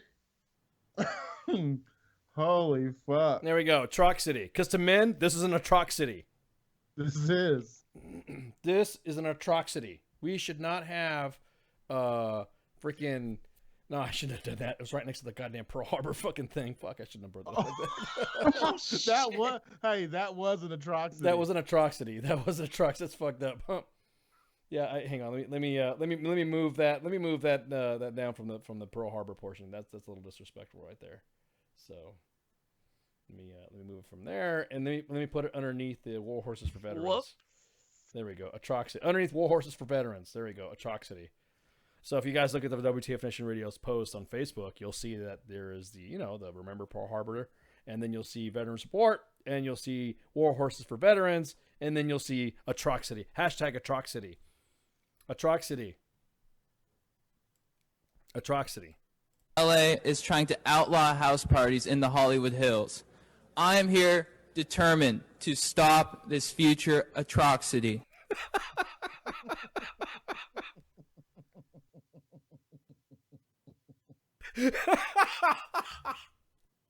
I think that was part of his civil service to do that. Oh my God, this is awesome. My first introduction to manhood came when the captain of my water polo team, Boomer Kingsley, asked me to shotgun a tall can of Bud Light in front of the whole squad at his end of the season bash. His parents were in Tahoe at the time, so we tore that weekend up. It was epic, and I was super stoked. My newfound confidence gave me the courage to ask out the most popular girl in school, Lauren Stockholder, to prom that year. She rejected me, and I had to go with Stacy McMillan, but I didn't care because I was so amped on chugging with my boys. That's what house parties do. Raging at house parties is the truest way to party. Next speaker. What a dick. Next speaker. No, let him finish. I mean, you see what I'm saying? That was an atrocity. That was an atrocity. Front desk, get Mr. Atrocity on the fucking. We need to put him on J Rady's show, or get him on J Rady's show. Get a hold of Atrocity. We want Bro Man to get him on. Atrocity, hey Chad Kroger, you need to freaking come on WTF Nation Radio on Saturday Night Savagery, and tell us about this atrocity that we're dealing with as men. This is bullshit. You slamming brews with the bros, man. Off your water polo team. Yeah, exactly. Oh, While you're God. tearing it up in Tahoe. Yeah, tearing it up in Tahoe, exactly. Which captain from the water polo team. I don't know, Tahoe. How close is that to LA? It's pretty far. Pretty much everything from 405 highway. Think about it. Everything from Santa Paula, Highway 118, all the way down the 101, down PCH, all the way down to almost to Malibu. Hollywood's about ready to go down, son. Yeah, I was about to say, will it be left? Let's check these links about the fire in LA. The map. Yeah. Holy fuck. Oh my God. So I saw the fire. So right now, testicle, really quick, real quick, we're throwing out a like a cherry. Yeah, hang on. We're throwing out an announcement right here from the city of Atlanta. The state of emergency has been declared. They're expecting 1 inch of snow. Please stay home and declare yourself on Facebook because we don't need an atrocity. They're getting snow in San Fernando? No. Atlanta, no. I said. ATL. Shit. Oh, that is an atrocity. That is an atrocity. They will never fake it. They'll never make it. They're going to die. You know, the cold here at Fort Bliss is an atrocity. Y'all got snow, huh? Yeah, it was just dusting. It melted by like 4 o'clock. It was gone. They got earthquakes and forest fires in that bitch. Yeah, but California. No, dude. Forest fire is different, man. Those fires could have been prevented. Like I said, their conservation laws prevents them to go in there and fucking, get that deadfall out and burn that shit. Because in the South, they do control burns. So they don't do that. Yeah, but it's humid. Yeah, but they don't. And it'll eventually go out. Yeah, but they don't do that. No, they've had brush fires in Florida. They've had brush fires in Alabama. Well, look at Tennessee. Yeah, but it doesn't go crazy. Fucking. Oh, what was it? The popular resort where Dolly was. Is it Chattanooga? Chattanooga, Tennessee. Yeah. Is that where Dollywood is at? Yeah. No, I don't know. I forget. Like a year ago, it all burned down. Really? Yeah. It's not. Think about it. The Hollywood Hills is on fire right now, right? And Chad Kroger was denied his right to speak. Pigeon Forge. I'm just saying. Where is Pigeon Forge? That's in. Oh yeah, I know it's in Tennessee, but where? It's in the fuck valley. Yeah, I have no idea where that Pigeon Forge is at. I was by Knoxville. That's where I was born. Oh, you were born in Knoxville? Yeah, but I mean, I left when I was a tot. Yeah. And I went down to Mississippi and stayed there until my 17th birthday. Okay, I'm seeing more. I'm spelling different. I'm seeing different spellings again. It is Atrocity, meaning it is Atrox, like you're saying a truck, with an OX. So it's Atrocity with an X city. Oh, the owl's back. He's gonna bust us out for talking about atrocities. Okay, so it was Gatlinburg, Tennessee, where Smoky Mountains. That's what I thought. It was in the Smoky Mountains and shit. Yeah, and it was because some teenagers were committing arson, and the fire got like way out of hand. Were they partying? No, they're just lighting shit on fire. No, that's an atrocity. Yeah, that's an atrocity. So, so right now, San Antonio's under siege. Atlanta's under siege. This is an atrocity of epic proportions. 1 inch of snow is declared an emergency in hot Atlanta. It is, because they don't know what to fucking do. No, they don't know how to drive, dude. Well, yeah, you don't get snow. How many years ago, like, Atlanta was like legit shut down for several days and people were stranded on like 75 and all those highways. They left their cars because they couldn't get anywhere. Do you remember that? Yeah. What do you mean make it official, Casey? We did. Atrocity.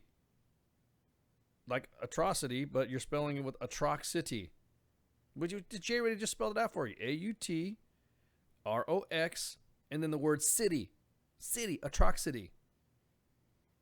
Easy. The X and the C is a polynomial. Yeah. But we just did that. I don't even know if that's the right word. We just did that. We just did that to fucking cause the effect and the outlandishness of such an atrocitous word. Atroxications. Of the atrocination of the hey, what's going on, Holly? You always like to sneak in and just like say hi and then you take off. Holly always does that. Holly Ollie Oxen Free. Well, wait, is that the same Holly? Oh yeah, the Halle Vache. Yeah, exactly. Exactly. Yeah, Halle Vache, Troxite. Troxite, yes. Nashville shuts down when we have one lightning dose. Oh, she's speaking more. She's talking more. Listen here, Halle. Yeah. You will respect my Troxite. Halle, Troxite. Wah wah. That's an atrocity. That's such an atrocity. You can use it. Yeah. In quite a bit of sentences. Yeah, exactly. It's very atroxous. Oh, atrocity. So this fire has gone, if you guys don't know, throughout Southern California. Started up in Santa Paula or something like that. Highway 118 is from what I'm reading here. All the way out to Highway 90. No, not whatever the highway it's at. There's another highway that's there. There's two highways that connects to the Highway 101. That's PCH running down south from Ventura, and downtown Ventura was set ablaze. And then there is also other places around that area that were getting lit up too, and it's because of the Santa Ana winds, and that's it. So. Southern California is under a someone special alert. It's very atrocious right now. What does SOS mean? Oh my God, dude.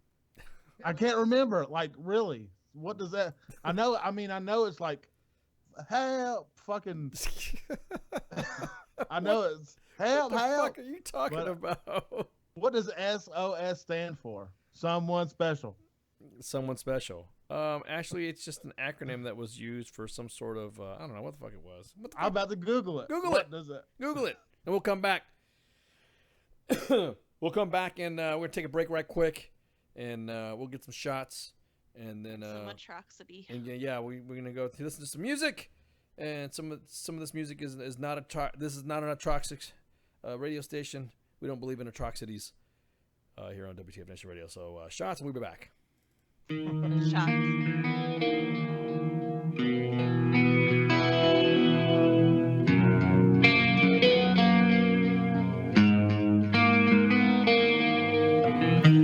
Hungry for another taste. You stumble around the time you waste, and your table's overturned. Sooner or later you crash, then you burn. I think I wanna die tomorrow. And are you gonna be with me? I think I wanna die tomorrow, 'cause I'm out of time and I'm out of my mind. Simple ways come and go. Still I love the way you turn me on. But I just can't find the words, 'cause everything I say sounds so absurd. I think I wanna die tomorrow.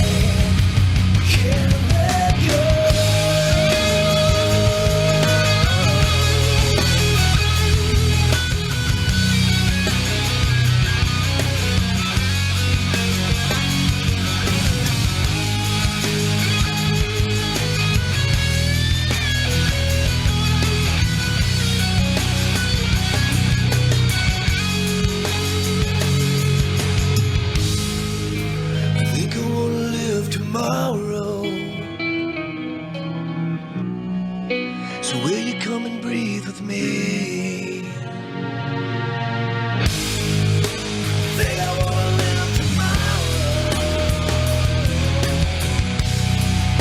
but I don't breathe with me. Think I wanna live tomorrow, 'cause I'm out of time.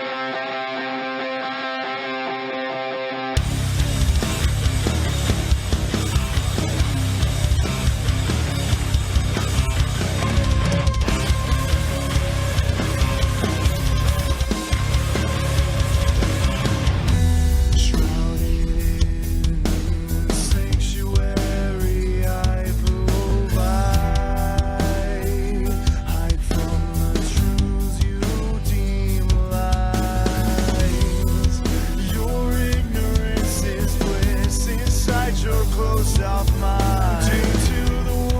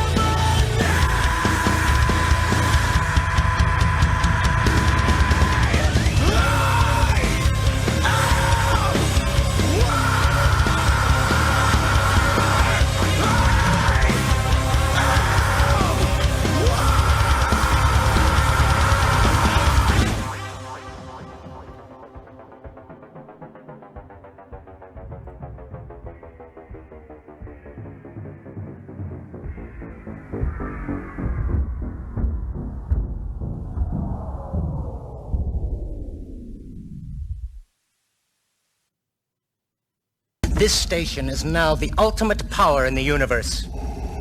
I suggest we use it. The voice of U.S. Army, WTF Moments. This is WTF Nation Radio. I find your lack of faith disturbing. Good evening, boys and girls. This is Tim Kennedy. I'm a Special Forces sniper, a Ranger qualified Green Beret, a UFC fighter. Please listen to us and the shenanigans that we're going to say. We will insult you. There will be racial slurs. We will be sexist. We will offend you. But there will be magic, and a unicorn will be raped. So enjoy the show. Thank you for listening on WTF Nation Radio. And we're back, ready to give you some atrocities. Oh.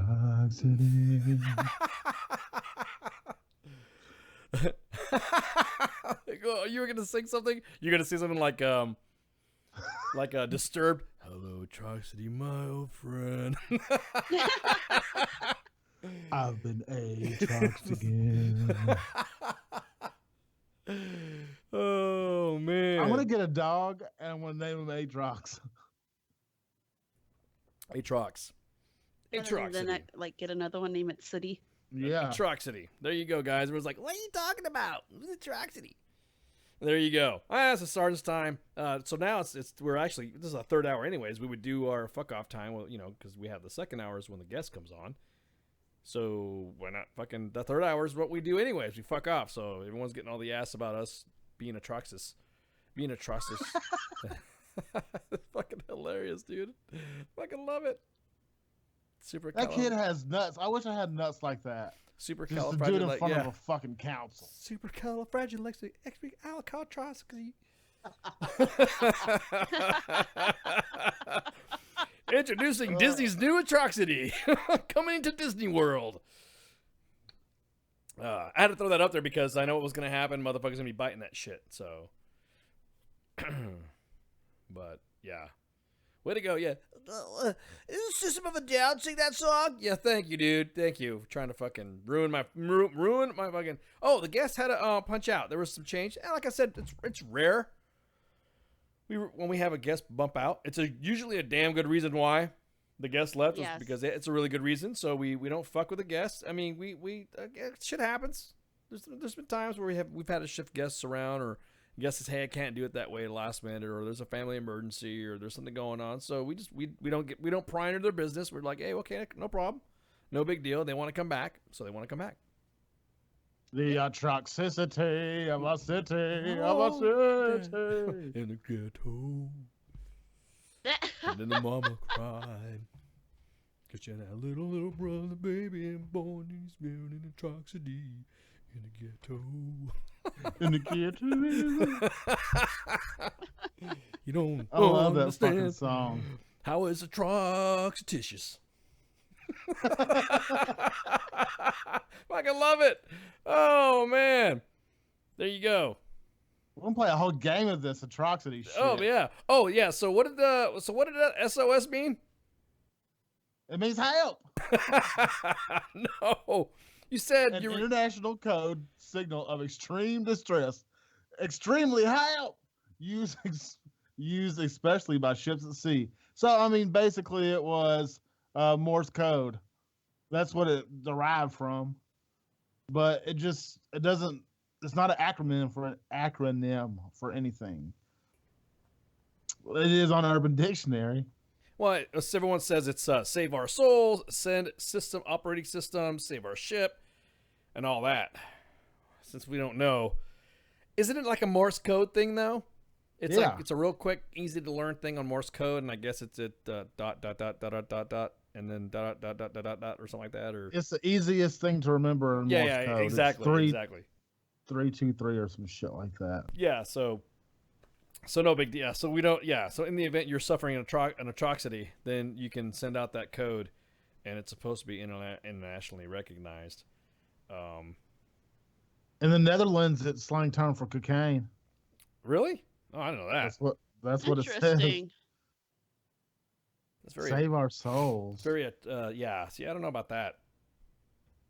I know it had to do something with maritime operation. You know, it's ship stuff and all that. So yeah. Someone shitty. Yeah, it's somewhat shitty, and it's an atrocic event. A toxic Shut leadership. happened. That's what happens. Like right now, you got guys in the field in 1st Armor Division. That's a toxic leadership.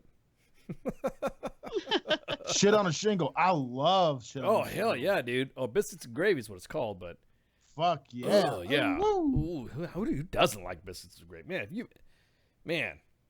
Well, I mean, I've met Yankees that like biscuit and gravy. Well, I mean, I being that my family's from the South on my mom's side, then it's pretty, we eat that shit. We eat that stuff It's too. a staple. Yeah, it's a staple. Exactly that. So when I joined the Army and I was like, oh shit, and I just piled that shit on my plate. I didn't know what grits were though. We didn't make grits in the house. So when I joined the Army and I looked at that shit, where I'm from, we call it motto meal. And I was like, oh, look at that. Motto meal. Pour that shit in the fuck. Yeah, exactly. And as soon as I put that, oh my God, as soon as I put that spoon, I was like, what the, oh God, this is fucking disgusting. And of course, the Army cooks get offended when you say it's disgusting. Their food's disgusting. We had huge black ladies in Fort Benning, and like they cooked it Southern style. And like I have a real emotional connection with food and home. And like I remember sitting down, it was deep off into basic, and I was getting homesick. And I sat down one day and I had biscuits and gravy and fucking grits and bacon and fucking they hooked us up. And I was just like, I smelled it and I was like, I got that fucking Oh yeah. Well, it's just like when you go exactly. Oh man, exactly that. Those like certain smells that just trigger a response. And they're just like, whoa. Well, we talked about that before. We talked about it before already. How certain smells and all. Like remember we were talking about how when you smell shit burning or you smell something burning, it reminds you of Iraq. Mm-hmm. Porta potty every day at work. No, I don't ever think about porta potty on some of the smells Well, that I've. no, when I smell porta potty and the A10s fly over, I'm like, oh shit. And there's the moon dust everywhere at work. I'm like, oh, yeah. This is fucking Iraq. Yeah, exactly. Well, see, that's different. Hey, well, your work though is like you're digging into a bomb crater. Oh, I know, right? We got a big ass cave down there, so I can hide. But it's got explosives in it. It'll never work.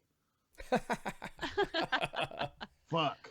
Yeah. Whoa. What's going on the fucking Facebook live chat? Y'all talking about skinny dipping and shit? What am I missing here? Who's skinny dipping? Mikey Everett's talking about 2 extra shorts due to skinny dipping. What's going on? That's what she said. Whoa, what am I missing? Y'all skinny dipped in basic? Whoa, what the hell are you talking about? What the hell's going on? Miss Jiva Fort Benning. I can't remember. I cannot remember. I just know it was big, fat black ladies, and they started to get fine after a while. What up, Council? Gangster ass motherfucker. What up, Council? I'm going to do that when I go to work. I'm going to say, what up, formation? Fall in. Oh, I remember Sand Hill. Sand Hill 3, motherfucker. 138. What's the spot? Mm-hmm. What's the spot? So, I'm sorry, I didn't mean to totally digress from the fucking format. So normally in the third hour for you guys that listen or don't listen or whatever, we always have we rifle through the inbox of U.S. Army WTF moments just to give you some sneak peekages of what's happening or what's currently going on the main page, talking about stuff and talking about shit that the main page lets us talk about. We don't go into details. Everybody knows that there is a strict non-disclosure policy in U.S. Army WTF moments or WTF Nation Radio. We do not reveal anybody, so anything we're saying in here, don't worry about it. We're not going to dime you out. We're not going to say anything. We're just going to talk about what's on the main page and some of the jokes and stuff that are normally thrown there. Or why did we say it? Or what were you guys? What was those guys thinking about? Blah blah blah. So, but yeah. Wow, I just realized that I think we may have fucked up. December 8th, 1941. A picture of Admiral Yamamoto. That's pretty good. I like that. Didn't even see that one just till just now. I just refreshed my shit. Atrocity. It was atrocity. It was atrocious. And then we have the story about Pearl Harbor hero recognized 76 years after saving 6 from the sinking of the USS Arizona.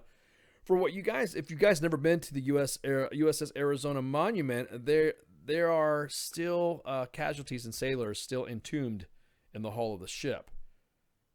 And so there's not And there's a lot of Pearl Harbor survivors that actually want to be interred into the ship as well when they pass away. So ahead of the third of the anniversary of the 76th anniversary, the Secretary of the U.S. Navy posthumously awarded the Bronze Star with Valor to Chief Petty Officer George, who died in 1996.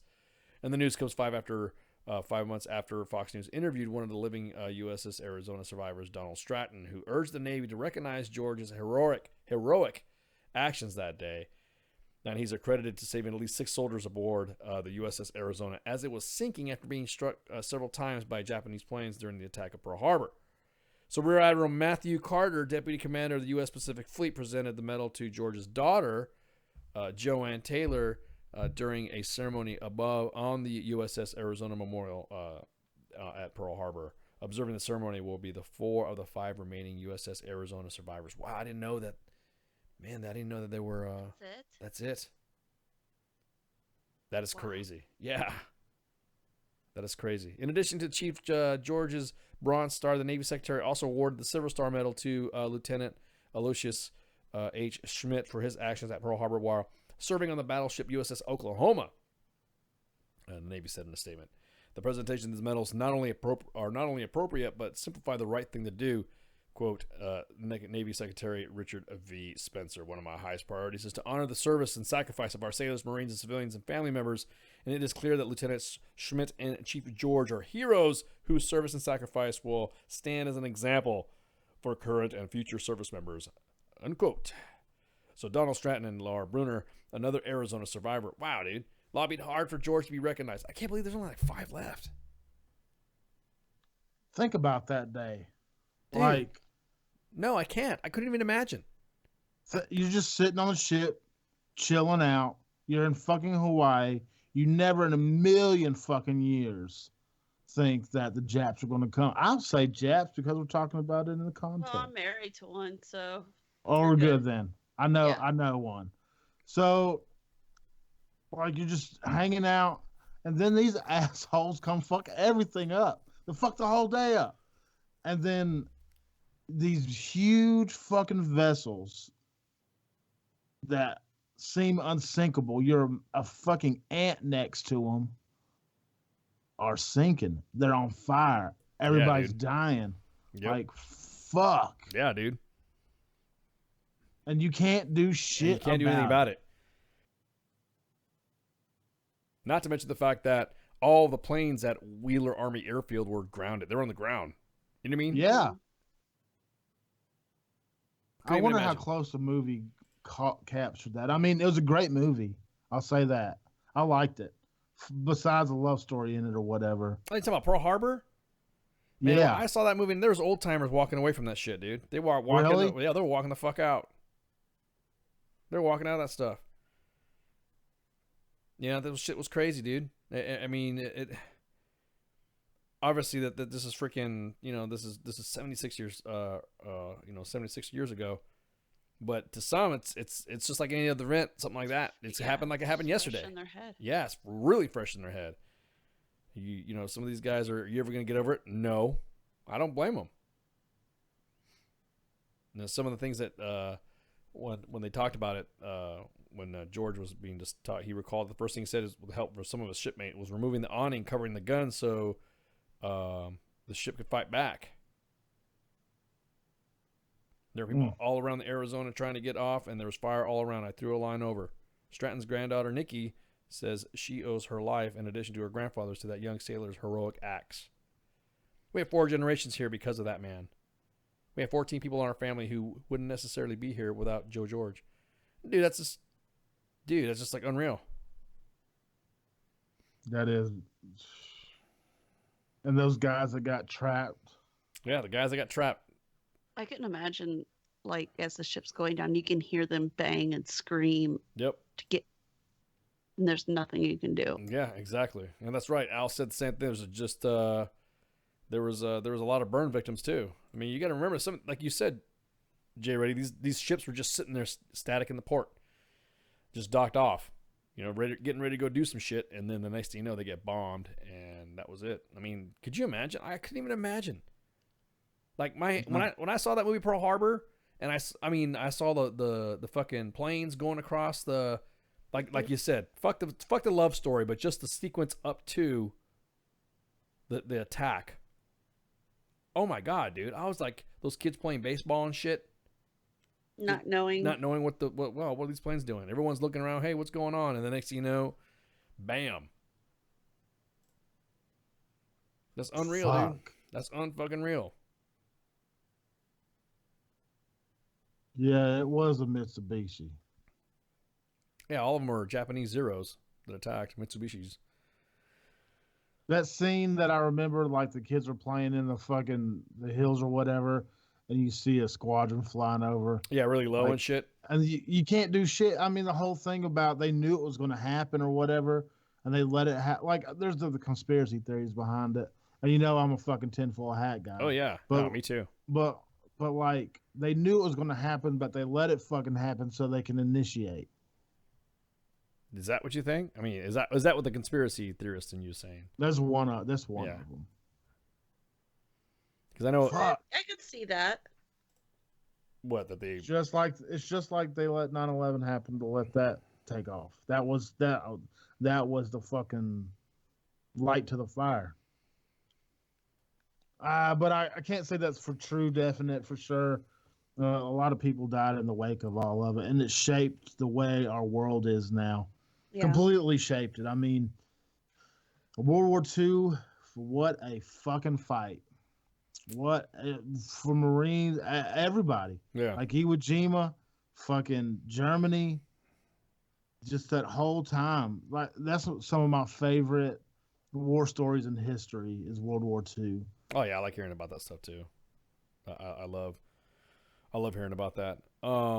Most of the thing, I think talking about how everyone was like saying that this is that they didn't want to do anything because of everyone was going against Hitler, but they didn't give a fuck about the Japanese. Is that what you're talking about? That conspiracy theory or something like that? Well, they kind of played off the Japs because you're talking about the one where the America could assist the Allies against Germany because Britain was fighting against Germany. Yeah.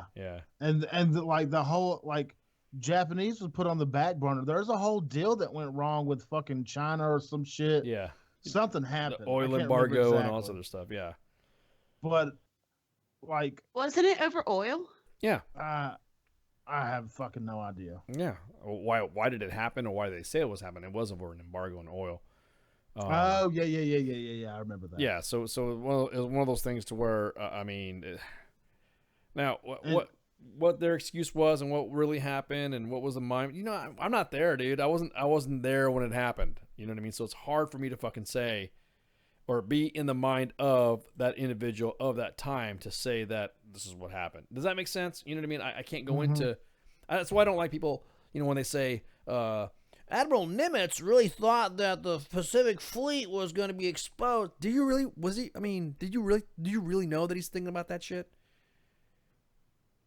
We'll never fucking know. I thought you were about to play that listening? shit. Oh my God. Is that you? A beautiful sight. Walking in a That's you, buddy. Is that me? Yeah. Naughty or nice? Oh, okay. What the fuck that was, dude? Naughty or nice? Hey, whoa. That was a goddamn atrocity. That was an atrocity, dude. Christmas music is an atrocity. Oh man, Christmas is coming up, man. Oh, I hate Christmas. Oh, you don't. Dude, I am a Grinch like a motherfucking bah humbug. You don't hate Christmas. Come on, you don't hate Christmas. I really, really fucking do. Oh man. I don't. Consumerism at its finest, baby. Well, you're talking about the commercialization of it. Mm-hmm. Yeah, how old Saint Nick was a punk ass motherfucker. Dude, he was badass, dude. Saint Nick didn't You play. don't have time to do all that Christmas flying. All about that singing and shit. At least get damn Thanksgiving over before you start talking about Christmas. I mean, dude, I like it for the kids. For me, it's for the kids. You know what I mean? Hanging out with family and all this other stuff. It's all about the kids. Hanging out with family, and that's it. Because everyone, think about it. You just all hang out. You all get together, and you're being with family. They're all grandkids and kids, and they're all hanging out. That's what it's all about. And then you all come together. to me, I feel Thanksgiving is, I don't know. For me, I'm more of a Thanksgiving, Halloween. I'm a Halloween scary motherfucker. Yeah. I mean, I'm kind of like into that. I'm kind of like 4th of July, that type of stuff. I'm more into that than I am Christmas, I guess. I don't know, it's kind of weird. I hate the cold. I fucking absolutely despise cold weather. Fuck it. Korea broke me. It's absolutely broke me. I hate Christmas music except dun da da dun dun da da dun dun. I love that one. That shit is tight as fuck. Hey, Little White did a song. He remixed that shit. It was so good. He's an old Memphis rapper, if y'all don't know. What was it? You saying about Little White? Yeah, that motherfucker's cold-blooded. Can he? He was with 3 6 Mafia. Oh, I was about to say, yeah, he is with 3 6 Mafia. And he remixed that song. It was so fucking dun dun dun dun dun dun dun dun. Man, it was so fucking good. I that's the only Christmas song I like. And I like what's that band? They play the orchestra. Fuck. Not Philharmonic. Oh, you're talking about the Trans-Siberian Orchestra? Yeah. They're the shit. Yeah, but they're so we associate with them with Christmas now? They're so gimmicky now with everything. You know what I mean? It's just like, it's like the goddamn Alvin and the Chipmunks. Oh my fucking god, dude! Everyone's like, "Oh, this is a new It is not a new cartoon." Okay, Alvin and the Let's put it this way: Alvin and the Chipmunks has been around since I was a kid, that means like right at towards the end of the Vietnam War. Okay, so again, when you hear that shit and I hear that song, or I hear all the song, to me just sounds stupid. I mean, is that annoying? Atrocity! The Christmas time is here. Yeah, exactly. Fuck you, Alvin. Fuck yeah. All it is y'all turned up the fucking frequency, you dickheads. Yeah, and whoever invented. We used to do that and get high. Like we used to when I was first starting to rap and everything. We get on the computer and we'd have what was it called? I don't know. I can't remember the name of it. But we used to fucking get super super high and just take our rap songs and turn them up chipmunk style and just laugh and laugh and laugh. That's how that shit became created back in the day. People were just making cartoons and like, let's get high. And they just turned it up and like, we got a hit. That's all chipmunks are. Yeah, dude. It's fucking, yeah, I am Phil. I'm old. But no, but it's almost like the gag is over. Okay. It was funny the first time I heard it. Ha ha ha. High pitched fucking the little chipmunks. Ha ha ha ha. Yeah, that's funny.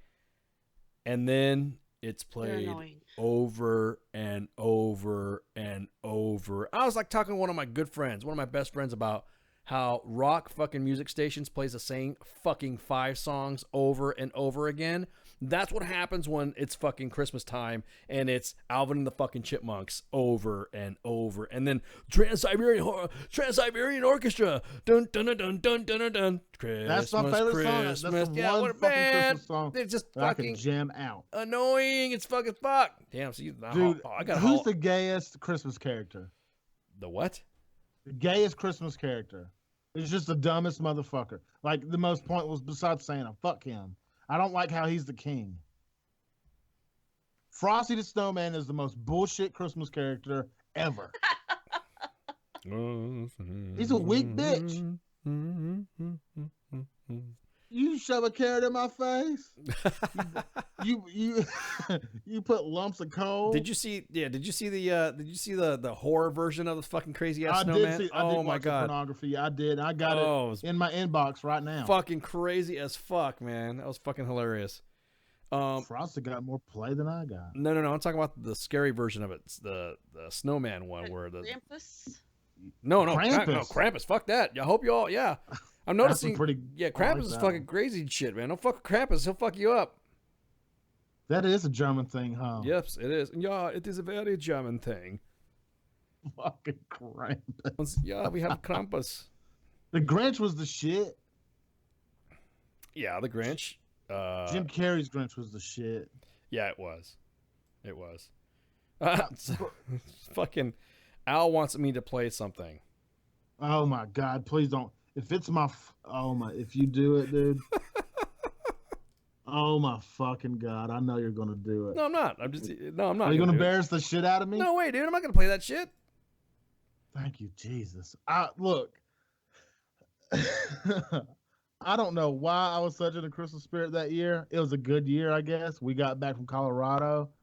No, there's a lot of shit going on. You were breaking balls about stuff. Everyone was, I don't know. It was just, you're right. It was a good, well, yeah, I was about to say, dude, you were pretty festive. I should play it because you were festive as fuck. Go for it. I mean, I made a lot of good points on there. Yeah, you did. So hang on, let me see. Red leg.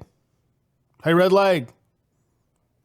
You know how you always tell me to quit being a little sour ass and get into the Christmas spirit? And I need to be happy and quit being a fucking Grinch? I got the perfect thing. On the first day of Christmas, the Army gave to me my brand new DD-214. On the second day of Christmas, the VA gave to me 2 nurses calling, but I still got my DD-214. On the third day of Christmas, the VA gave to me 3 dependents bitching, 2 nurses calling, but I still got my DD-214. On the 4th day of Christmas, the VA gave to me Black Rifle coffee, 3 dependents bitching, 2 nurses calling, but I still got my DD-214. On the 5th day of Christmas, the VA gave to me not a damn thing for PTSD. Hot damn. Black Rifle coffee, 3 dependents bitching, 2 nurses calling, but I still got my DD-214. On the 6th day of Christmas, the VA gave to me 6 full prescription squad for PTSD. Hot damn. Black Rifle coffee, 3 dependents bitching, 2 nurses calling, but I still got my DD-214. On the 7th day of Christmas, the VA gave to me 7 VA letters, 6 full prescription squad for PTSD. Black Rifle coffee, 3 dependents bitching, 2 nurses calling, but I still got my DD-214. Really? On the 8th day of Christmas, the VA gave to me $8 copay, 7 VA letters, 6 full prescription squad for PTSD.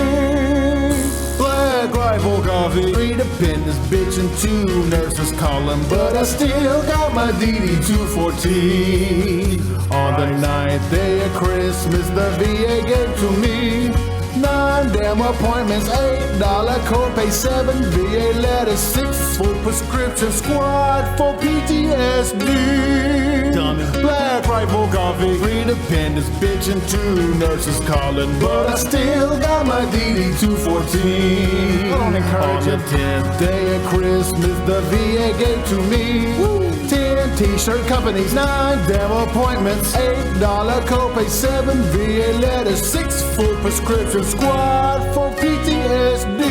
There's a lot of companies. Black Rifle coffee, 3 dependents bitching, 2 nurses calling, but I still got my DD-214. On the 11th day of Christmas, the VA gave to me a Christmas card from ISIS, 10 t-shirt companies, 9 damn appointments, $8 copay, 7 VA letters, 6 full prescription squad for PTSD. Black Rifle coffee, 3 dependents bitching, 2 nurses calling, but I still got my DD-214. On the 12th day of Christmas, the VA gave to me finally WTF Nation Christmas card from ISIS, 10 t-shirt companies, 9 damn appointments, $8 copay, 7 VA letters, 6 full prescription squad for PTSD. You idiot. Black Rifle coffee, 3 dependents bitching, 2 nurses calling, but I still got my DD-214. Ho, ho, ho, ho, ho. Merry kiss my ass. Fucking classic, dude. Yeah. You know, when you don't hear it all the time, it's fucking funny as fuck still. So I was gonna post it. I was gonna play it some other time, but you know we were talking about it, and then Al brought it up. So that was good shit. I haven't heard that since last year. That's what I'm saying. It's pretty clever. Yeah. Fuck. There was so many t-shirt companies. Yeah, there were. I forgot that I said on the 12th day is WTF Nation Radio. Yeah, that was good shit. Oh, rap that shit, motherfucker. Yeah, Murray. Oh, ho. Kiss, Mary, kiss my I should ass. do the fucking dun, dun, dun, dun, dun, dun, dun, Oh, shit. yeah, you should do that one, huh? You should. That one should be the next one. This is my time, so listen up. I'm taking the buck. I'm getting something you know you've been waiting on. That Little White song is so fucking good. That Little White song. He really does a Christmas version of it, and it's so gangster. Well, yeah, you need to do another one. We need to have another Christmas classic. So, yeah, exactly. Even the owl says that. The owl says it will be an atrocity if you do not come up with another Christmas song. But you got shit, you gotta hurry up. It's in a couple of weeks. Oh, Christmas is my coming God, soon. What the fuck is the topic going to be besides Christmas? Well, I mean, you talk about something else. I mean, it's just like, you know how you watch. Okay, you remember when we had the Christmas show? Because didn't I do a Christmas show? Yeah, I think I did. We did a Christmas show. We played this shit, and we were laughing about it because we were playing all this. We were getting away with. This is before Facebook understood what the algorithms were, and we were playing all the Christmas songs from South Park. They're so good. And we were doing that shit on Facebook Live, and we were laughing our asses off. And then that's when you drop that shit. So, yeah. So what I'm saying though is that the South Park versions of all the Christmas songs, you should do the same thing. I could do that. Yeah, just grab another, because all they do is, ding dong, okay. They do that one, and it's the same thing as fucking the other one from the Trans-Siberian, transgeneration, fucking whatever. So, as you know, a Christmas song is where I learned how to sing. Chestnuts roasting on an open fire. Jack Frost nipping at your nose. Jack Frost nipping at your nose. I think every time I hear songs like that, I think of fucking Frank Sinatra. I want to go fucking, I want to drink a martini or fucking a scotch and a cigar and go hang out in Vegas. Every time I hear it sung like that. You know what I mean? I never, see, I like that classical shit like that where. You don't or you do? I do love Sinatra, man. Sinatra's the shit, dude. I've never been to Vegas, though. What? Never been to fucking Sturgis or nothing. When I went last month, that was my first time to Vegas. You didn't eat any lounge lizards? You didn't go to the old school? Because there's the strip and then there's the old strip. And no, I mean, we were only there for like 3 nights, so. Oh, well, then. Fuck yeah, then I would have. Oh, yeah. I'd have fucking. Yeah. Oh, yeah. I'd have gone there. Christmas whores? I bet you they're at a premium. Christmas whores? Christmas whores. I always wanted like a lady dressed up as Santa. Not fat though. You were dressed up as Santa? So you were a ginger Santa?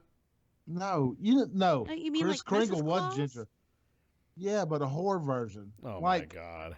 But like the Halloween whore version of all the other characters, but Santa style. The Halloween whores, right?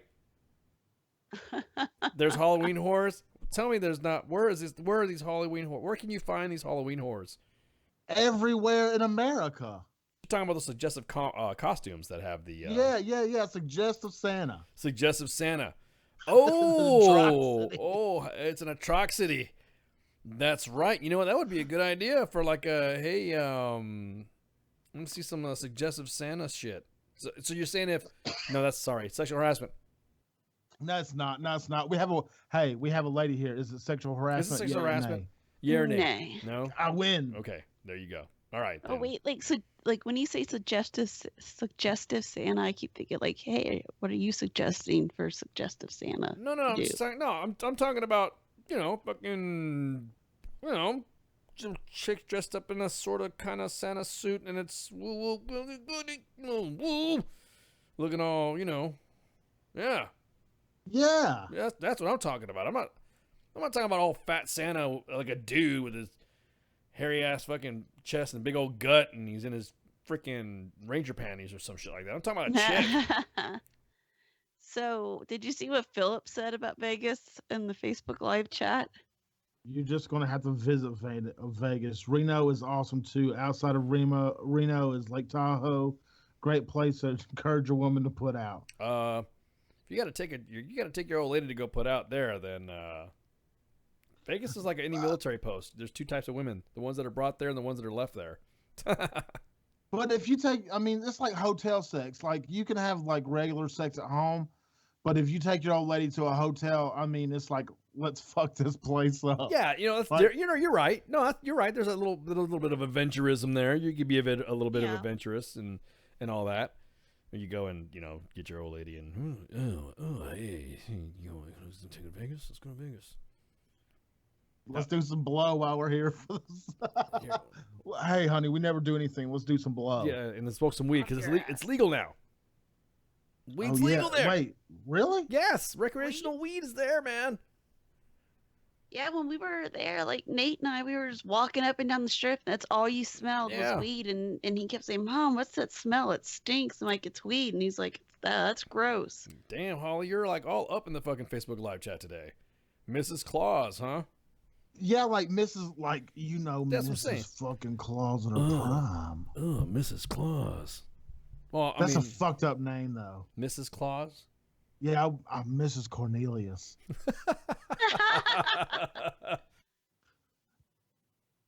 Mrs. Claus. Mrs. But Claus. the whole character, the caricatures or whatever of them suck.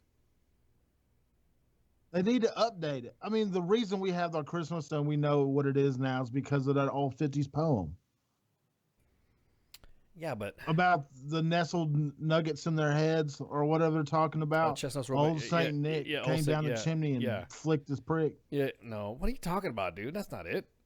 Well, how's it go? No, you're talking. You're talking about the freaking the night before Christmas and all through the house, and a creature was stirring, and not even a mouse. Is that what you're talking about? Yeah, that's how we got and Coca-Cola picked that shit up. Yeah. And that's where we got our Santa we have now. Yeah, I exactly. like the old school Santa where he was a fucking dirty old hobo from around the way drinking mead and like shoving fucking candy in your shoes. Yeah, exactly. You don't need a PlayStation for Christmas. I mean, now I do. No, wait, dude. I need a PlayStation. Dude, I got all the consoles, man. It's fun playing video games and shit. I love it.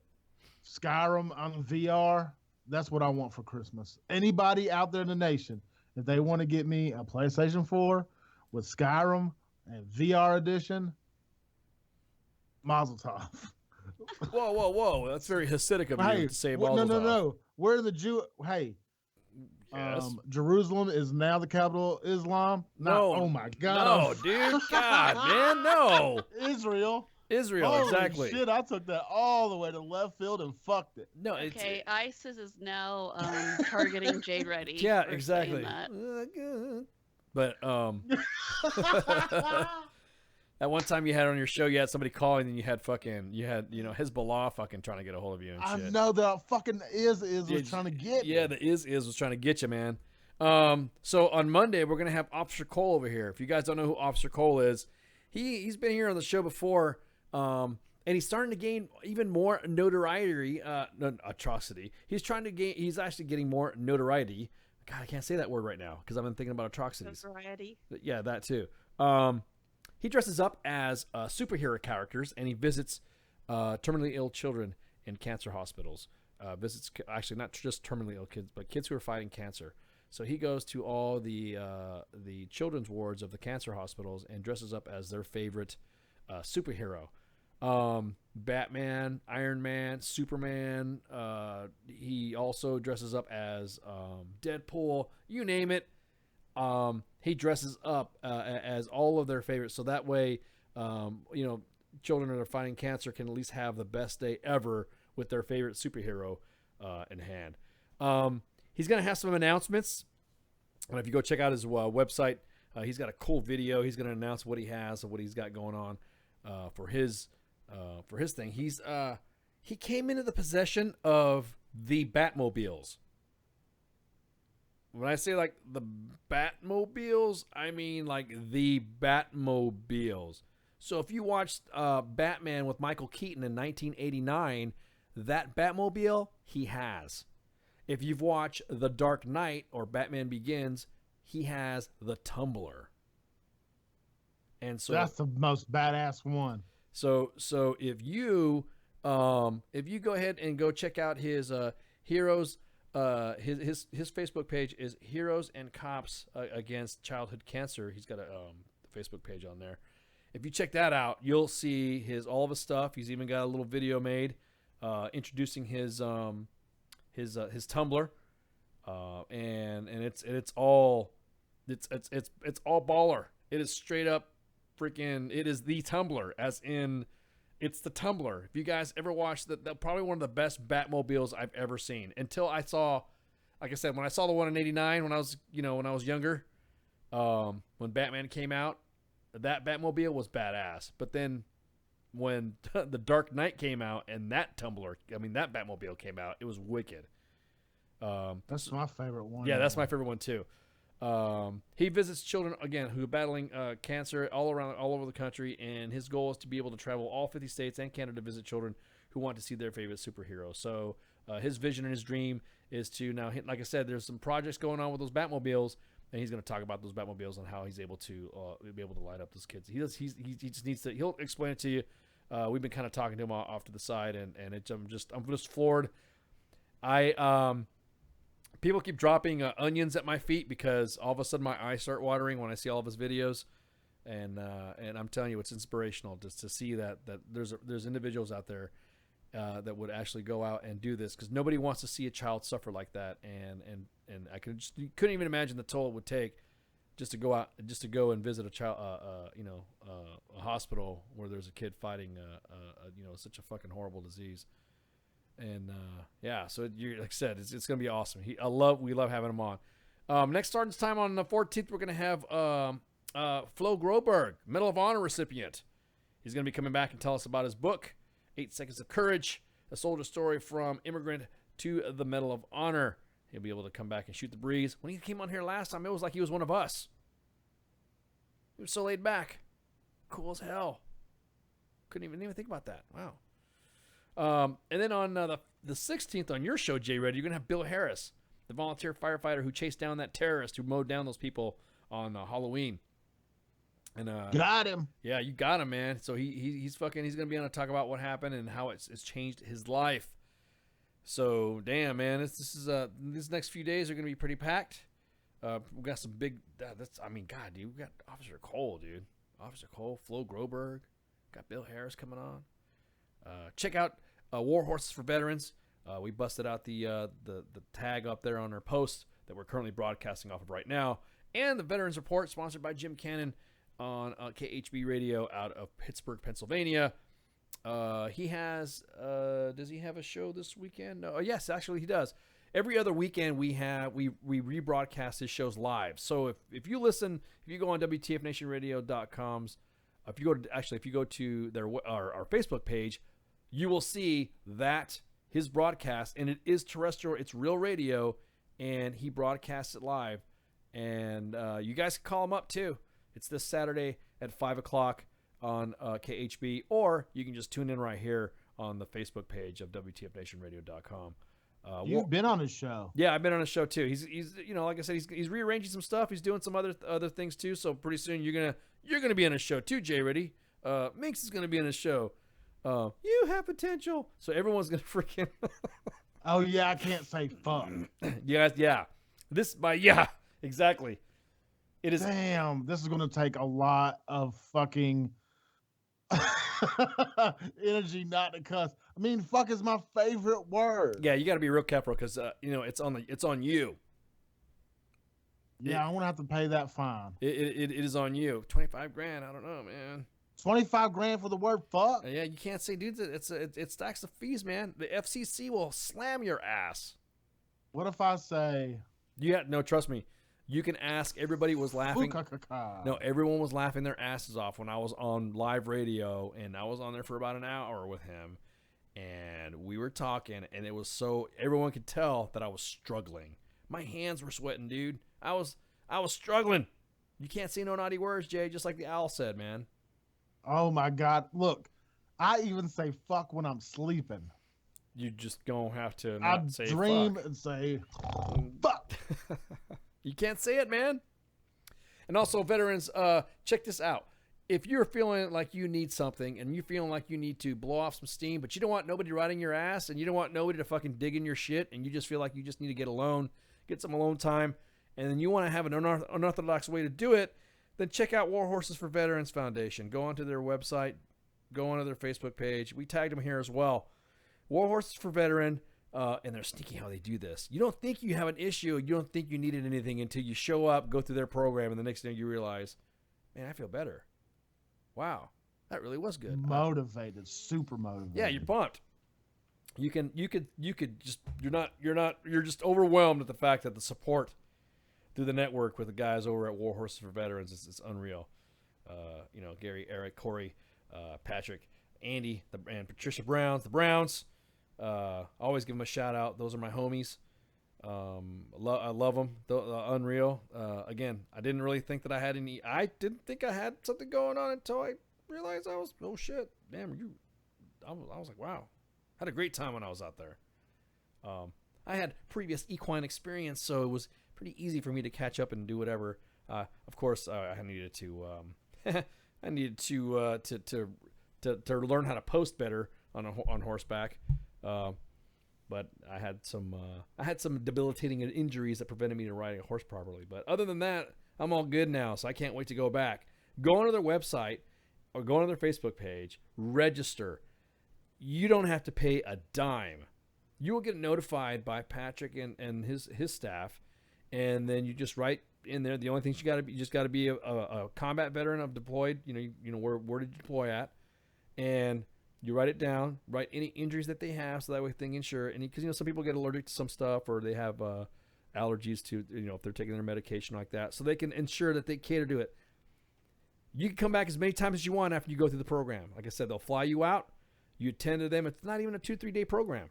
You go out, go through what they do, follow their activities, listen to what they're talking about. You don't even realize you're going through a group session, and you're going through a group session not even realizing you're going through them. There's no judgment. No one's going to say anything to you about it. No one's going to disclose anything about it because they do follow HIPAA. They do follow those type of procedures. They're not going to dime you out. They're not going to judge you about anything.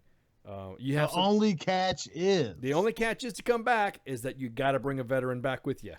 Yep, that's it. So that's all you got to do. So you can come back as many times as you want, but if you got something that that's going to help you out with your teammates, something that's going to help you out with your buddies that you served with, get a hold of them. Do it as a group. Anybody who's joined, has gone as a platoon, they'll grab you together. And I tell you what, it's something that you can't really explain. I had such a good time there. I can't tell you the sequence of events of what happened because I was sensory overload and I was decompressed, I guess you would say. Like I said, didn't think I needed anything. Didn't think I needed to talk to anyone. Didn't think I had to anything. There's nothing wrong with me. God damn it, shut up. Yeah, right. So go out there. And he played golf. Yes, and I played golf. Yes, and we played combat. We played, combat golf. We played combat golf. That was assault golf. That was close quarter combat golf, man. It was awesome. We attracted a small crowd around us at the golfing facility because we were doing combat golfing techniques, and it was fun. It was a blast all the way up until I left. The moment I got there, from the moment I could not feel so welcome. Kansas, oh yeah, baby, you and my future. So, great time, good place. So, Jay, you got anything, man? Don't drink and drive. Yep, always. Don't ever drink and drive. You got anything, Mom? I appreciate you hanging out with you guys. Appreciate that shit. You're welcome. It was totally awesome. So. And don't commit any atrocities. No atrocities. I'm going to play a song here on the Facebook live chat, but normally what I do is I close the Facebook live chat on so we can play some other stuff on Mixer and all that. But anywho, y'all have a good night. Thank you very much for joining Sergeant's Time and in going on enduring the atrocious moments that we've had. Atrocity. So shots.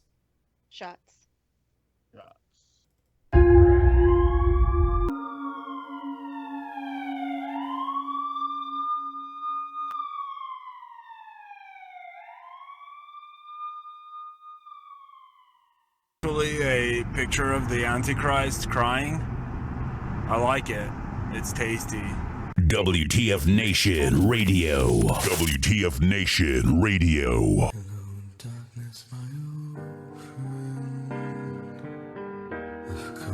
Talk with you again, because a vision softly creeping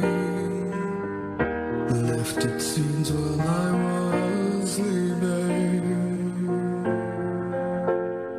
and the vision that was planted in my brain still remains.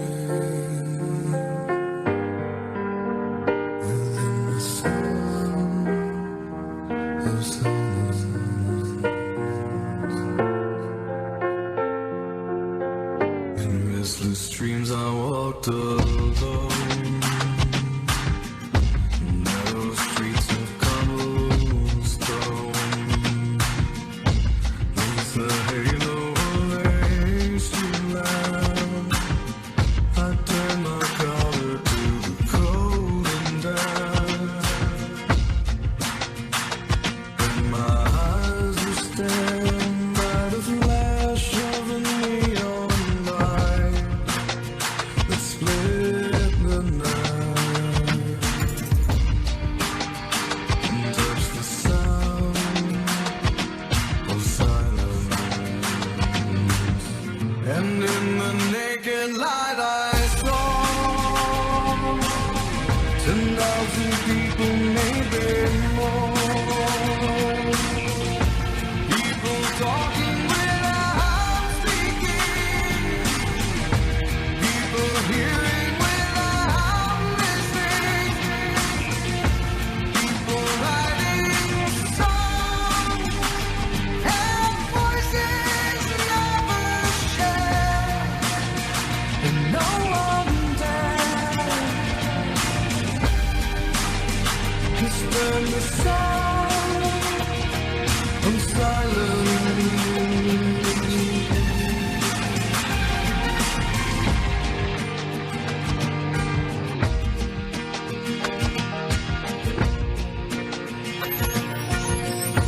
Fool said you do not know. Silence like a cancer grows. Hear my words that I might teach you. Hey, my God, that I might reach you. But my words, like silent raindrops fell,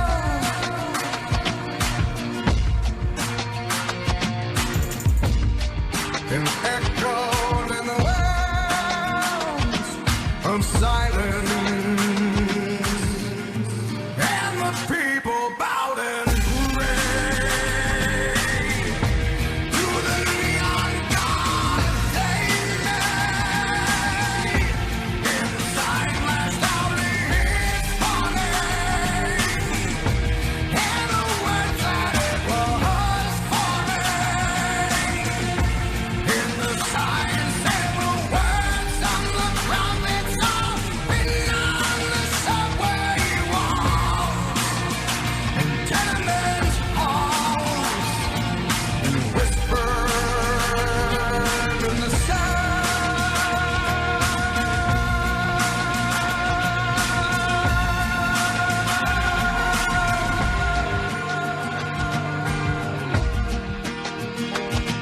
Oh, silence. This is Tim Kennedy. I'm a Special Forces sniper, a Ranger qualified Green Beret, a UFC fighter. Please listen to us and the shenanigans that we're going to say. We will insult you. There will be racial slurs. We will be sexist. We will offend you. But there will be magic, and a unicorn will be raped. So enjoy the show. Thank you for listening on WTF Nation Radio.